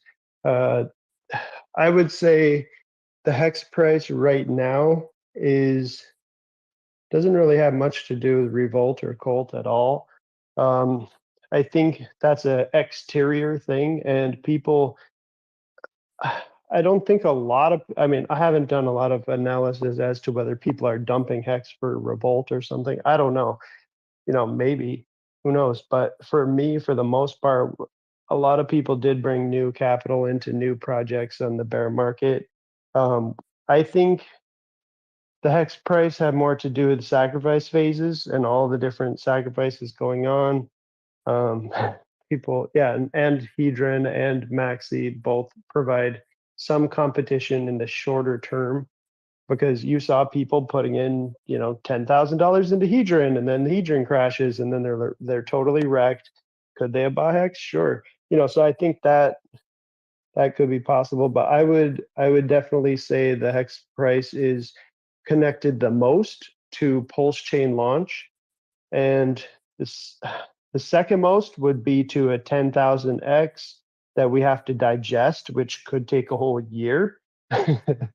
And maybe the third to, the competing projects in the community itself. And people do earn new money, right? Like myself, I'm still working. I earn new money. So if I do buy certain things, that doesn't necessarily compete with Hex, because I'm also buying Hex, and I have to make that plan of how much, percent of my new money I want to put into certain things, but it doesn't really affect the Hex price that much. I'm not that big of a player, so I don't think they're affecting us. If they are a better, let's just say product market fit, if they're a better product market fit for what the majority of people want in crypto, and they become way more successful than Hex, that's the nature of competition in crypto. So I don't really, I don't see it as a competition. I think it's a different type of entity or, idea. So that's just my 2 cents. So let me just say this before we move on. So just practically now, Tic Tac, because I know you're smart, and it's a sincere question. So we just they just had the Revolt launch. There was no movement really in the price of Hex. Hex has been going up in price through that entire launch. So just taking that into consideration, and then the people that I know, large bag holders, most of them are super staked out, 3 years to 15 years. And then on top of that, you don't just, when you're dealing with large amounts of money that can really keep the price down or up, you're dealing with taxes. So you're not just playing around with that for the most part. That's how most people are, in my opinion, thinking. But when it comes, but here's the thing, there's no question that if the money wasn't in Pulse Doge and the money wasn't in Hedron and the money wasn't in Maxi and the money wasn't in all these other sacrifices that have happened since Richard Hart created the sacrifice set as a model, there would be more money in Hex. But it's okay that there's not, because all that did, in my opinion, was it spurred on, you know, some growth within the system, within Pulse Chain. All these things are launching on Pulse Chain. And a lot of them are designed and created like fiat, like liquid loans, like all these things to actually really pump the price once Pulse Chain launches with all these amazing products. So can I respond to some of that? Absolutely. Cool. So you noted like Hex and Hedron and Maxi and Fiat and all these products that are launching inside of the Pulse Chain. And like you said, Maxi was invented on stream with Richard inside of the community with community members. And Colt was invented outside of the community without the community of Hex being involved in any what way. And then it came into the Hex community where Maxi is obviously holding up the Hex price. And it is obviously part of the community. And there's a drastic difference between conflating a number of products that are launching on Pulse Chain and the outside coins that have nothing to do with Pulse Chain other than being vampire attack on the Hex community. And that there's obviously a concerted effort to target influencers inside of the cult community into the Hex community and push it as we're totally the same. We're both about freedom of movement. We're just an investment fund and you can invest with us and we'll properly invest your money with admin keys. And that is antithetical to the very nature of Hex in the community. And to conflate it even a little bit as the same as fiat is insane. There is nothing about Cult that has anything to do with Pulse or the Hex community, other than it is targeting the Hex community. It is targeting Sheeb, it is targeting any number of communities, and it doesn't care about Sheeb, it doesn't care about Hex. I disagree with you. Let Muggsy, can we let Muggsy talk maybe? Muggsy, come on. Well, I didn't want to go out of turn. I mean, I can only answer Tic Tacs, you know, directly, and I'll tell you my story, and I'll tell you the people that are my friends that are in Cult. I'm staked with Hex for 5, 10, and 12 and a half years. Okay, can't do anything about it. I brought in new money to sacrifice for Pulse and PulseX, gone. And I brought in new money to be, I can pretty much be 2 times guardian into Cult with new money. And that's like, this is like news that people hear, but I choose not to be. So, you know, if you want to talk about price depreciation in Hex, the amount of Hex that was sold in order to move it down from that all-time high all the way down to like what, 3 cents or whatever, I haven't kept up. It's an enormous amount. So we're talking about like, you know, big sharks, whales, sold whatever. So you got to look at those OGs and see what they're doing and what they're doing with their money. So, you know, that's a direct answer to you from my position. And you know, the word vampire or taking like Hex community away from what you guys are doing and having them invest into, you know, Cult and Revolt.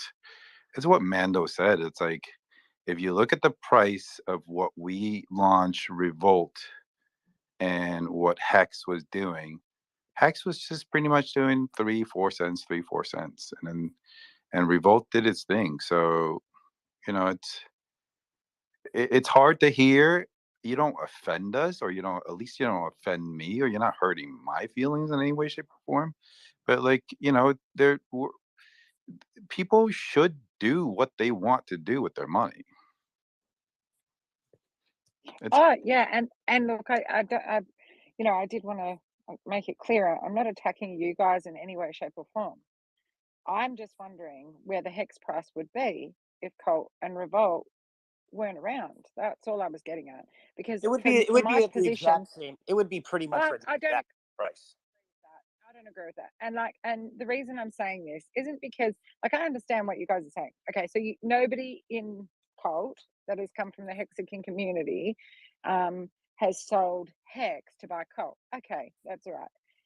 But I mean, ultimately, the price wouldn't have dropped to 95%, like had a 95% dip, if all of the Hexagons were still buying their regular, like if everybody in the Hex community that's now going to Colt were still investing that money into Hex rather than investing it into Colt now, we can't say that So that so hasn't Tic had some Tac, effect. Tic Tac, the number of hex that's been sold could be in the billion hex range. I mean, it's a lot of early hex that's been sold. It's way more than because it's happening every single day, right? So this is from people who bought it a year and a half ago. Probably they were getting 1 million hex for an ETH, and they're cashing out for whatever reason, and maybe they're not cashing out their full bag. You'd have to look at each individual case, but we're talking hundreds and hundreds and hundreds and hundreds of millions of hex, right? To the point where this is why I don't see it as influencing the hex price whatsoever. I think the majority of the hex price comes from digesting 10,000 X in under 2 years. I mean, that's such a massive gain. Ethereum took 7 years to hit 15,000 X. So it already digested those people. They sold their Ethereum at $7. They sold it at $60. We're trying to digest all of these gains in such a short period of time. Can I Go can I ahead. just say one last thing? And TikTok, if I can pretty much bet this: the big player in Colt was already there when I came on. And if you want to compare me to being like a big whale over there, but I brought in new money, like I said earlier. If you were to do an on-chain analysis of who came in from Hex to Colt and Revolt, and this is not to be like, like whatever, they're not huge players. And if you and I would even bet you 1 billion coins of Colt, if we did an on-chain analysis of who owns Colt from the Hex community, it's pretty small. They're all small bags. Yeah, okay, that's interesting. Yeah, And it seems to be different, and that's just because there seems to be a lot of I- very vocal Hexagons that are in Colt, Yeah, and they're not maybe huge. I'm wrong, and maybe I want to say something too. I know I don't have my hand up, but I don't have to, right? I want to give my opinion where this money went. So hex price has been dropping since January 1st, and there's been more sacrifices than I can count on both of my hands from projects. Yes, it's a Pulse Chain project, but it's not a hex project. If you look at the money sacrificed, and I don't need to name them all because I probably will forget some, it's in the billions. I really don't think that all that money where people sold hex went to Colt, or I mean, that's just my opinion. better And yet, I think Colt is adopting more people to Pulse. and I do want to say I'm trying to be indifferent. I do not own any cult, so I'm not like taking sides either. That's just my observation from where the money goes. and sorry, just to be clear again, I'm not coming at Colt. I'm just wondering, there just seems to be a lot of not noise, but there seems to be a lot of people in the Hexagon community that were, OGs and now they're in I know Colt, you're talking and about. there's Just like yeah, Mando, and we can name them all, Joker and what, I don't know, whoever else, but it's just getting very loud. Yeah. they're not going to be the first. They're not going to be the last that this happens. People will migrate to other communities. We can be part of both communities at the same time. And the money that Hexagon spent on Cult, they might have never ever wanted to spend it on Hex anyway. They may have been staked. They may have spent it on Shiba Inu or whatever else because they're looking for things. They're actually looking for things to spend it on. They don't want to spend it on Hex because they're fully staked. It's bear market and they're bored. And I was mad last year that people bought Bitcoin from Hex. They literally sold Hex and they bought ETH and Bitcoin. And they were starting to dump the price of Hex to chase the pump in Bitcoin, which it did pump, right? It went up to 69K. So that scenario, they were chasing Floki, they were chasing, and I had to start to think to myself, you know what? They can chase whatever they want to chase, and if Hex is a superior, product, and if I'm willing to wait, and if I'm willing to get the staked gains, which is going to be astronomical, and I'm locking in the T-share rate at this rate, then for me, this is my choice. And yeah, they chased Bitcoin. I don't know if they held on to it, but there was quite a few people who sold Hex to chase Bitcoin last year. And if they held on to it till now, it's not looking so hot. And Hey, I think Hex will recover faster. I'm gonna step. Lastly, sorry, just I'm one last gonna thing, step Muggsy. down. I'm so sorry. Thank you Okay. guys for. Okay, Maxie. Thank you Thanks, for Muggsy. bringing me up. I just wanted to put my 2 cents in. Tic Tac, anytime you want to just do an on-chain analysis of all the wallets, we can get that done. I promise you that they're not big. They're not No, big. look, and Muggsy, I appreciate that, and I just hope that all these people that are bringing fresh capital and not putting it into, Hex, or something that is, that they hold the keys to, or etc., that all that capital can appreciate, and then they can utilize it later on Pulse Chain. I just hope that Yeah, I mean, the gains you will make a stay really safe good for them, I point guess. too. You make a really good point too, and I would say this before I go is that let's just say Revolt and Cult does really well, and the Hexicans that have bought in early, which they did, and they profited from that, they're going to go back to not even just like Pulse. They're going to go back to buying Hex. Hell yeah. See, so I think like the way I see it is, you can't stop people, but if you can't stop them, they might as well go to like really good protocol. So because it's going to come back bouncing around. That's it. I appreciate everybody. Thanks. I just wanted to listen. Thank you. Thanks, Muggsy. Yeah, Pulsar Guy's had his hand up for a while. So go ahead.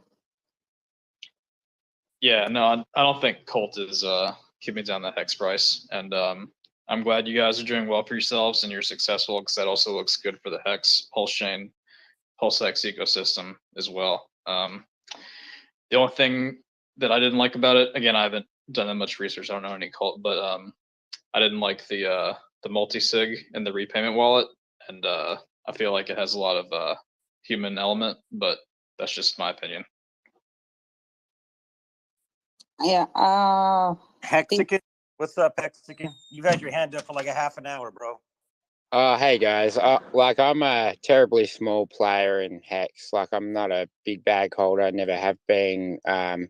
Obviously tried to accumulate a position over a long period of time, like a year or slightly. I think I said that I was about a year in, and basically, like all I've sacrificed Hex for was for Pulse Chain, Pulse X, all those kind of projects. I've put my own fresh capital into other projects that are being released. So I guess you could say that would take away from Hex maybe, but I've put my own fresh capital into Cult.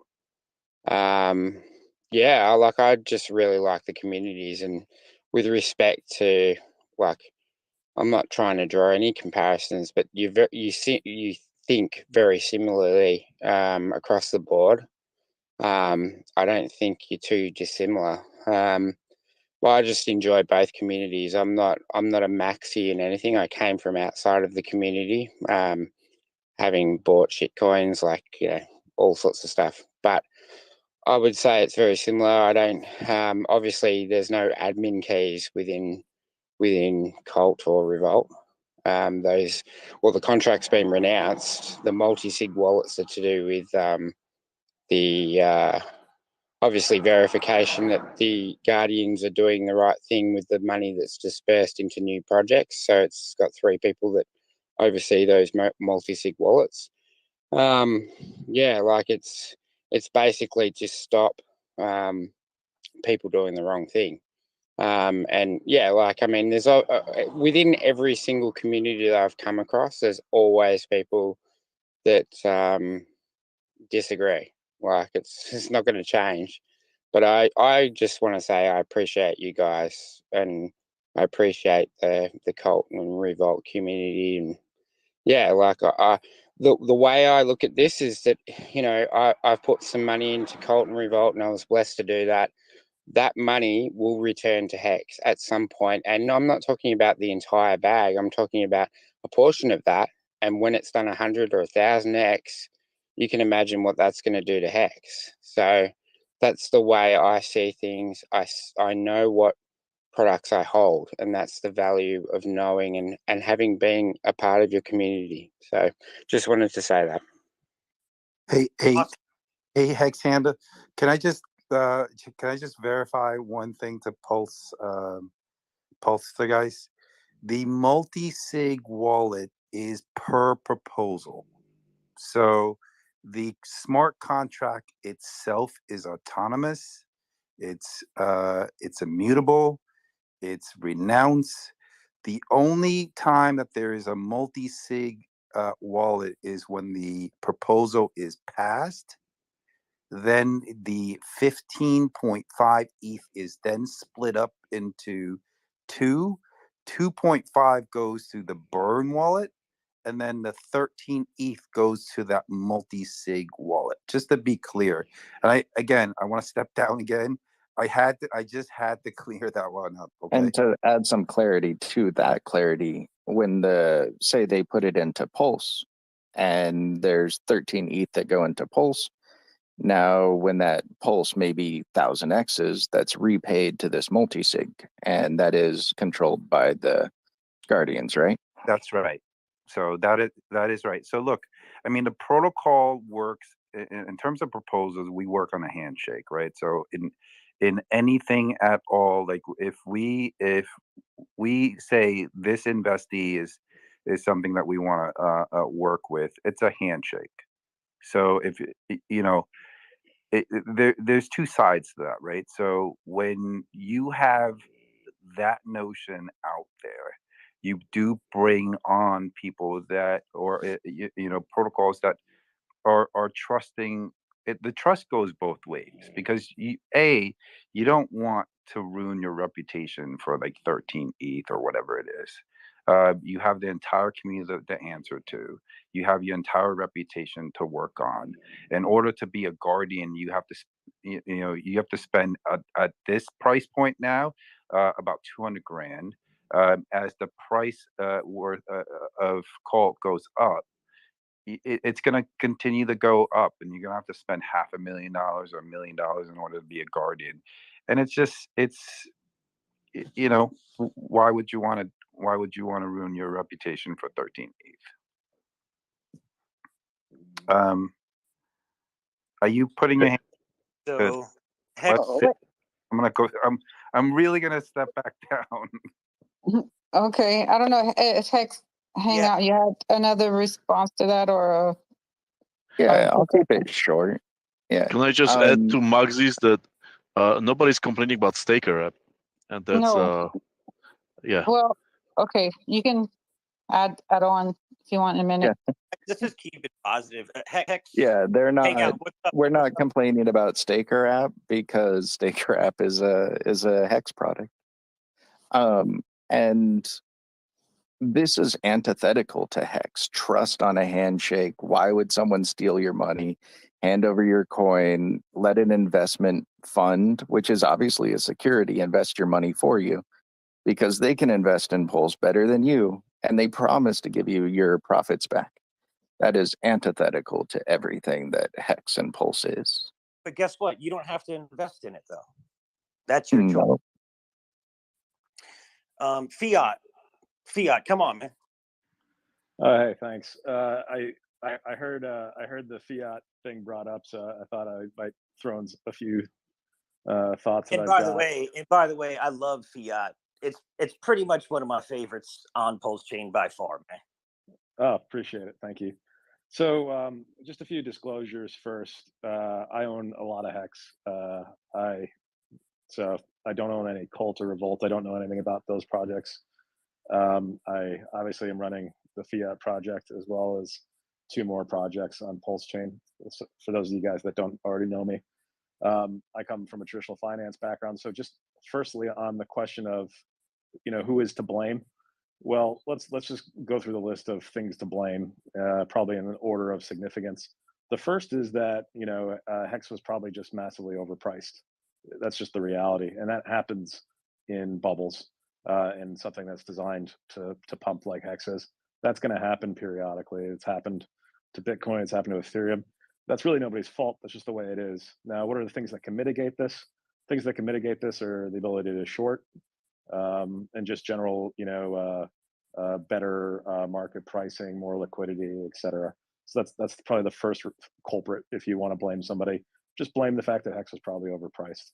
Second thing that's probably to blame is that the overall market has basically gone into massive headwinds because of interest rates rising. You may have noticed your stock portfolios have dropped. Well, that's also killed crypto as well. That's the result of interest rates going up. So that's really the second culprit. Maybe those 2 things probably explain 95% of the movement of Hex price, in my opinion.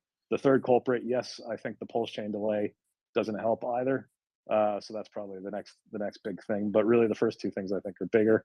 Then down to I think the fourth thing, and what I'm trying to do here is to be what they call in consulting MICE, which stands for mutually exclusive, collectively exhaustive. So the fourth thing would be there's competition. So there's things like Cult and Revolt and Dogecoin and Pulse Doge and other meme coins that are competing with Hex. I think that has some impact on it, but I think it's actually relatively small compared to the other things. So that's way down on the list. Someone else brought up sacrifices. Yeah, I think sacrifices can definitely put some downward pressure on it, but I would also argue that it depends on how you do it. Some sacrifices force you to sell your Hex for stable coins. My sacrifice, which I want to point out to people here, I did not make you do that. I accepted Hex, and I also made a promise to you guys that I wouldn't sell your Hex. Okay, and I knew when Pulse Chain was delayed that Hex would drop a lot. Okay, so I lost roughly $1 million of valuation in the Hex that we received because I held your Hex, because I promised to do that. So there is a difference there that people should kind of keep in mind between these projects. But yeah, I actually don't think the Cult guys are necessarily doing much to the price of Hex in a negative fashion. It's usually the plebs that are selling things to go buy the latest coin of the week. They don't actually move price too much. So I wouldn't be too worried about that. So I think those are sort of the 5 things that you can sort of blame. Just to recap once again, the first being that Hex was probably overpriced. 2, the market, the broader markets have basically collapsed. 3, Pulse Chain was delayed. Those 3 things are basically 99% of why price is down. And then 4 and 5, you have a little bit of downward pressure from competition and a little bit of downward pressure maybe from certain sacrifices, but not all sacrifices. Those are your 5 reasons. You guys can just kind of like end the argument right there. All you can really argue about is how would you weight those as a percentage. But to me, it's pretty obvious those top 3 things are really the main reason. Thanks, guys. Grand slam home run. Thanks, Fiat. Always adding value and educating. Excellent. Appreciate it. Hey, quick question. Those hex competitions weren't they like gonna be similar or something to Hedron, not meme coins? Competition? No, I was just he had said that earlier. I was just trying to see. What you smoking, Bello? I'm just saying, because look, Hex is on its own lane, man. Hex is So there is no competition to Hex. so you're There is. well. Yes, there is. So yeah, we're living in crypto world, and so people who are not onboarding new cash, right? If you're just living in crypto world and you do not input any new capital, then yeah, you're in competition with everybody else, especially on Ethereum at this point, right? That would be our main competition. But overall, things like, okay, something like Hedron is not connected to the hex price. It's a derivative of potentially a T-share, but it's not directly connected. But you did have people piling into it a lot of new capital, which if they did that into hex, it would have helped the hex price. And did they get T-shares in response? Most likely no. So I don't know.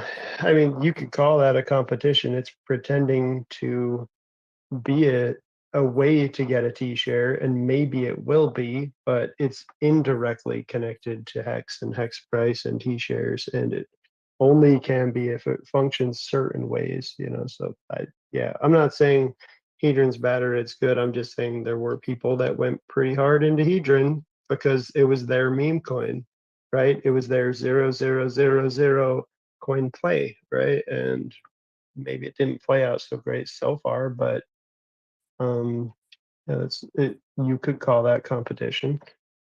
Yeah, I was just pointing out the similarities. That's all. You have I didn't- liquidity bonding between the two. There's basically none. So yeah, sometimes people push the LP bonding of pairs too far, or Hex and USDC can be liquidity paired to each other, but hopefully they move in different directions. I didn't weigh in on the whole meme coin versus Hex thing. So I consider Hex a meme coin to an extent. I consider Bitcoin one as well in the same exact way. So these things are competition. In general, I'm a believer that people can do whatever they want, and that's great and all. But yeah, I also, as a community, don't think we want to be encouraging, people within the community to go buy the latest meme coin of the week. I would prefer that people stick to Hex. Obviously, they get to make whatever choice they want. I'm disappointed when I see guys that were Hex maxis in fair weather suddenly shilling things. When price is actually probably pretty cheap. It disappoints me a little bit. I would think now is a great time to be shilling Hex if you're an honest person, right? It's really easy to go in a church and call everybody a furu and whatnot back in June 2021, right? When Hex price is way up, but it's also maybe a little bit dishonest. And then I think it's pretty lousy to now at the bottom of the cycle to be trying to shift your audience, which you only got because you were saying nice things about Hex, because you don't actually have any talent otherwise. I don't particularly like that a lot of these guys are going and shilling these other things now at the bottom of the cycle. Now's a great time to be shilling Hex if that's your job, and you should be doing it if you have any integrity.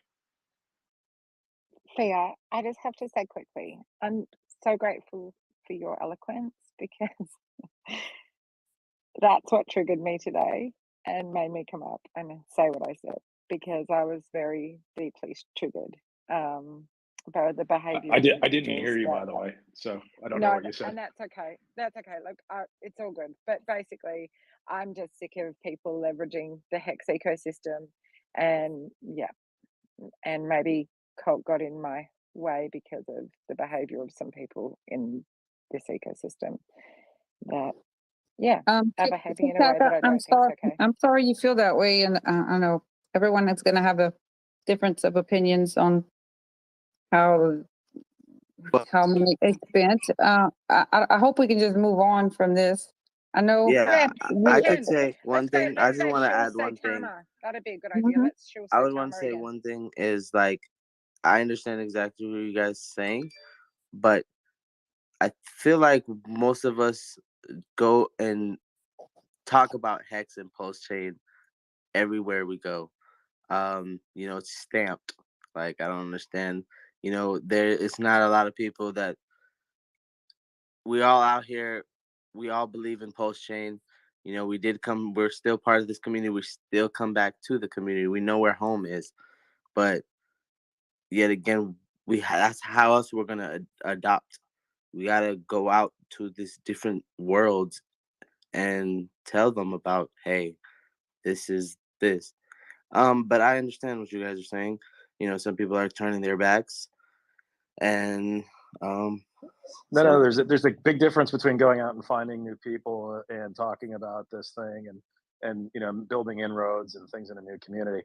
It's very different when your only reason to exist in this crypto sphere is because you gain some sort of influence purely because of Hex, and now you're basically just trying to divert funds out of Hex into meme coins on another chain. Like that to me is not something that's virtuous, or it's something that I could support. You have the right to do it. I'm not going to stop you, but I'm not going to support you if that's what you're doing, right? There's a massive difference, right? I absolutely say, yeah, it's great if you want to go out and branch out and talk about other things and whatnot. But if the only people you're able to influence or really do anything with are your Hex connections, then that's not really helping anything. And especially if you're shilling something that's basically a meme coin greater fool's game pump and dump of the week, like then I just can't respect that, right? I get that it's part of the game, but like I'm never going to respect a person who does that, in my opinion. Like it's just absolutely it's counter to our goals, and it's counter to just the a little bit of gratitude towards the community that basically made you something. You know what I mean? It's just really it's really backwards. So I got into crypto 2010. When I found, you go through everything, right? Everything, freaking rug pull after rug pull, just shitloads of money gone, scams, BitConnects. You find Richard Hart, right? You're an investor, you're a trader, you're whatever. You realize Hex is about to launch day one in the AA. In the chats as an admin for Pulse Chain, busting my balls with the other guys the entire time up to right now, right? Late launch, up to my balls in Hex, up to my balls in Pulse and PulseX, no launch, bear market. And if I want to take some of my money and go put it in another chain, and I have a Twitter account, right? If somebody wants to get mad at me for saying, hey, I think I found something phenomenal, and if you haven't really looked into it, to be said that someone can't respect me, and I'm not saying you were talking about me. I'm just speaking in general. No, I definitely wasn't talking about you. I was very I clearly was just talking about speaking other people. now, right? I see you as an individual that's not in the public domain. So yeah, very, very, very different. I was very clearly not talking about you. Yeah, I appreciate that, man. So I'm just letting you know, like, for me, it's exactly what Muggsy said. I have my Hex. I'm balls deep into Richard Hart. I mean, beyond where I should be. But as I wait in a bear, I'm bored. I make my money from crypto. I'm not selling my Hex. I can't sell my Pulse and my PulseX. I can't do anything like that. Supply chains destroyed my other business. So what am I supposed to do? What is everybody supposed to do? We have options in crypto, and when you have peers and you're connected in social media, you have your immediate family and friends, you have your peers, and then you have your connections. Well, if you find something that you think can make somebody money, something that's innovative, It's hard to not tell somebody about it. Now, I will say that I don't think that anybody can get in anyone's way, unless you're either uneducated, misinformed, or you're just not thinking for yourself. I mean, at the end of the day, we press the button on a swap. If you look into a protocol that maybe you like, dive into it, ask the questions. But the whole blame game and whatnot, I think you eloquently, as Tic Tac said, you eloquently spelled it out. We're in a freaking bear market, and it's standard par for the course 90% drop for a ERC20 token like Hex. There is no one to blame. If anything, we're just building this community even bigger by doing what we're doing and by breaching out and branching out and creating new contacts, because I can guarantee you the gains we're making is coming back to Pulse Chain. And I'm done. Yeah, I don't know who had their hand up first, or y'all decide who wants to speak. Hex, hang out, dude. Oh, sure. Yeah, I don't blame any Hexagon for falling for Colt. Like, if influencers you follow jump into it, and It's not just cult though, man. Like, I don't know why it's just a cult focus. Like, there's so many other crypto, man. I have been seeing an extreme amount of buying influencers and getting a swarm of accounts around you talking about it, and going to projects and swarming them and pumping them with it and getting them to buy in so they can get someone else to buy in. And it's a marketing campaign. It is amazing artwork. It is compelling narratives. It is slick websites. It is obviously well funded and well directed. And I'm not seeing Luna show up with amazing marketing campaigns and dedicated people swarming Hex. And I'm not seeing influencers being paid to shill Luna to the community. And if I did, I would also be calling them out. I'm not. I'm seeing Colt pay money to swarm the Hex community on a day-to-day basis. I just disagree with you 100%, man, on what you just said there, respectfully. I have to. I see tweets, but you can't say they're really swarming the Hexagon community. Yeah, they have Hexagons that follow them, but they don't DM every Hexagon to say, hey, buy this. It's just a general tweet that happens to show up in people's feeds. And I don't know, It's algorithmic. Huh? It's the algorithm. Exactly. So go ahead, Tic Tac. No, I just wanted to just say to Mando, please just know, it was not anything that I said was not against you or Muggsy or actually anybody in Colt. I just don't want my fellow Hexagons getting wrecked. You know, I've been researching Colt. I'm still trying to get my head around it. Like I mean, don't get me wrong. It sounds brilliant. You know, it does. Like that. And I know that, you know, in crypto, things that, you know, sound too good to be true aren't necessarily bad, you know? And so I'm still trying to wrap my head around it. But yeah, I just don't want my friends I appreciate you, honestly, but like the conversation really doesn't even need to be about Colt. Like, it just needs to be about, in general, how we interact with the crypto space as a community, and whether or not we truly are autonomous, free human beings interacting with one another in this experiment, or we're not. Like, if Hex is going to blow up, it's not going to blow up because I sold $5,000 of my bag or whatever into, you know, Maxi or, you know, Ethereum or Bitcoin or a Colt. You know what I mean? You know, it's not going to, if you sold $5,000, right, of your Hex. But I mean, if 90% of all Hexagons sell their bags that they don't have staked, yeah, that's going to have an effect on the price. And if 100,000 users all, you know, start DCAing into Colt rather than DCAing into, you know, the project that they apparently liked, yeah, that's going to have an effect. Because you know that's literally the network effect and how it works. The more people that you have selling, it affects the price. The more people affects the price. So anyway. let me just say this, Muggsy, before you jump in. So what affects the price is existing users somehow getting more purchasing power, more economic energy, so they could buy more of the thing that they like, right? Or B, you have to add more users to the network. You have to either add more users to the network, or the same people are just recycling the money amongst themselves. Any crypto that's just recycling the same money, it's never Sorry. going anywhere. Hang on, when you say recycling the same money, like I bring new money in every week. So I'm not recycling money into crypto. I'm bringing new money in. Like I'm bringing fiat that I earn every week into Hex.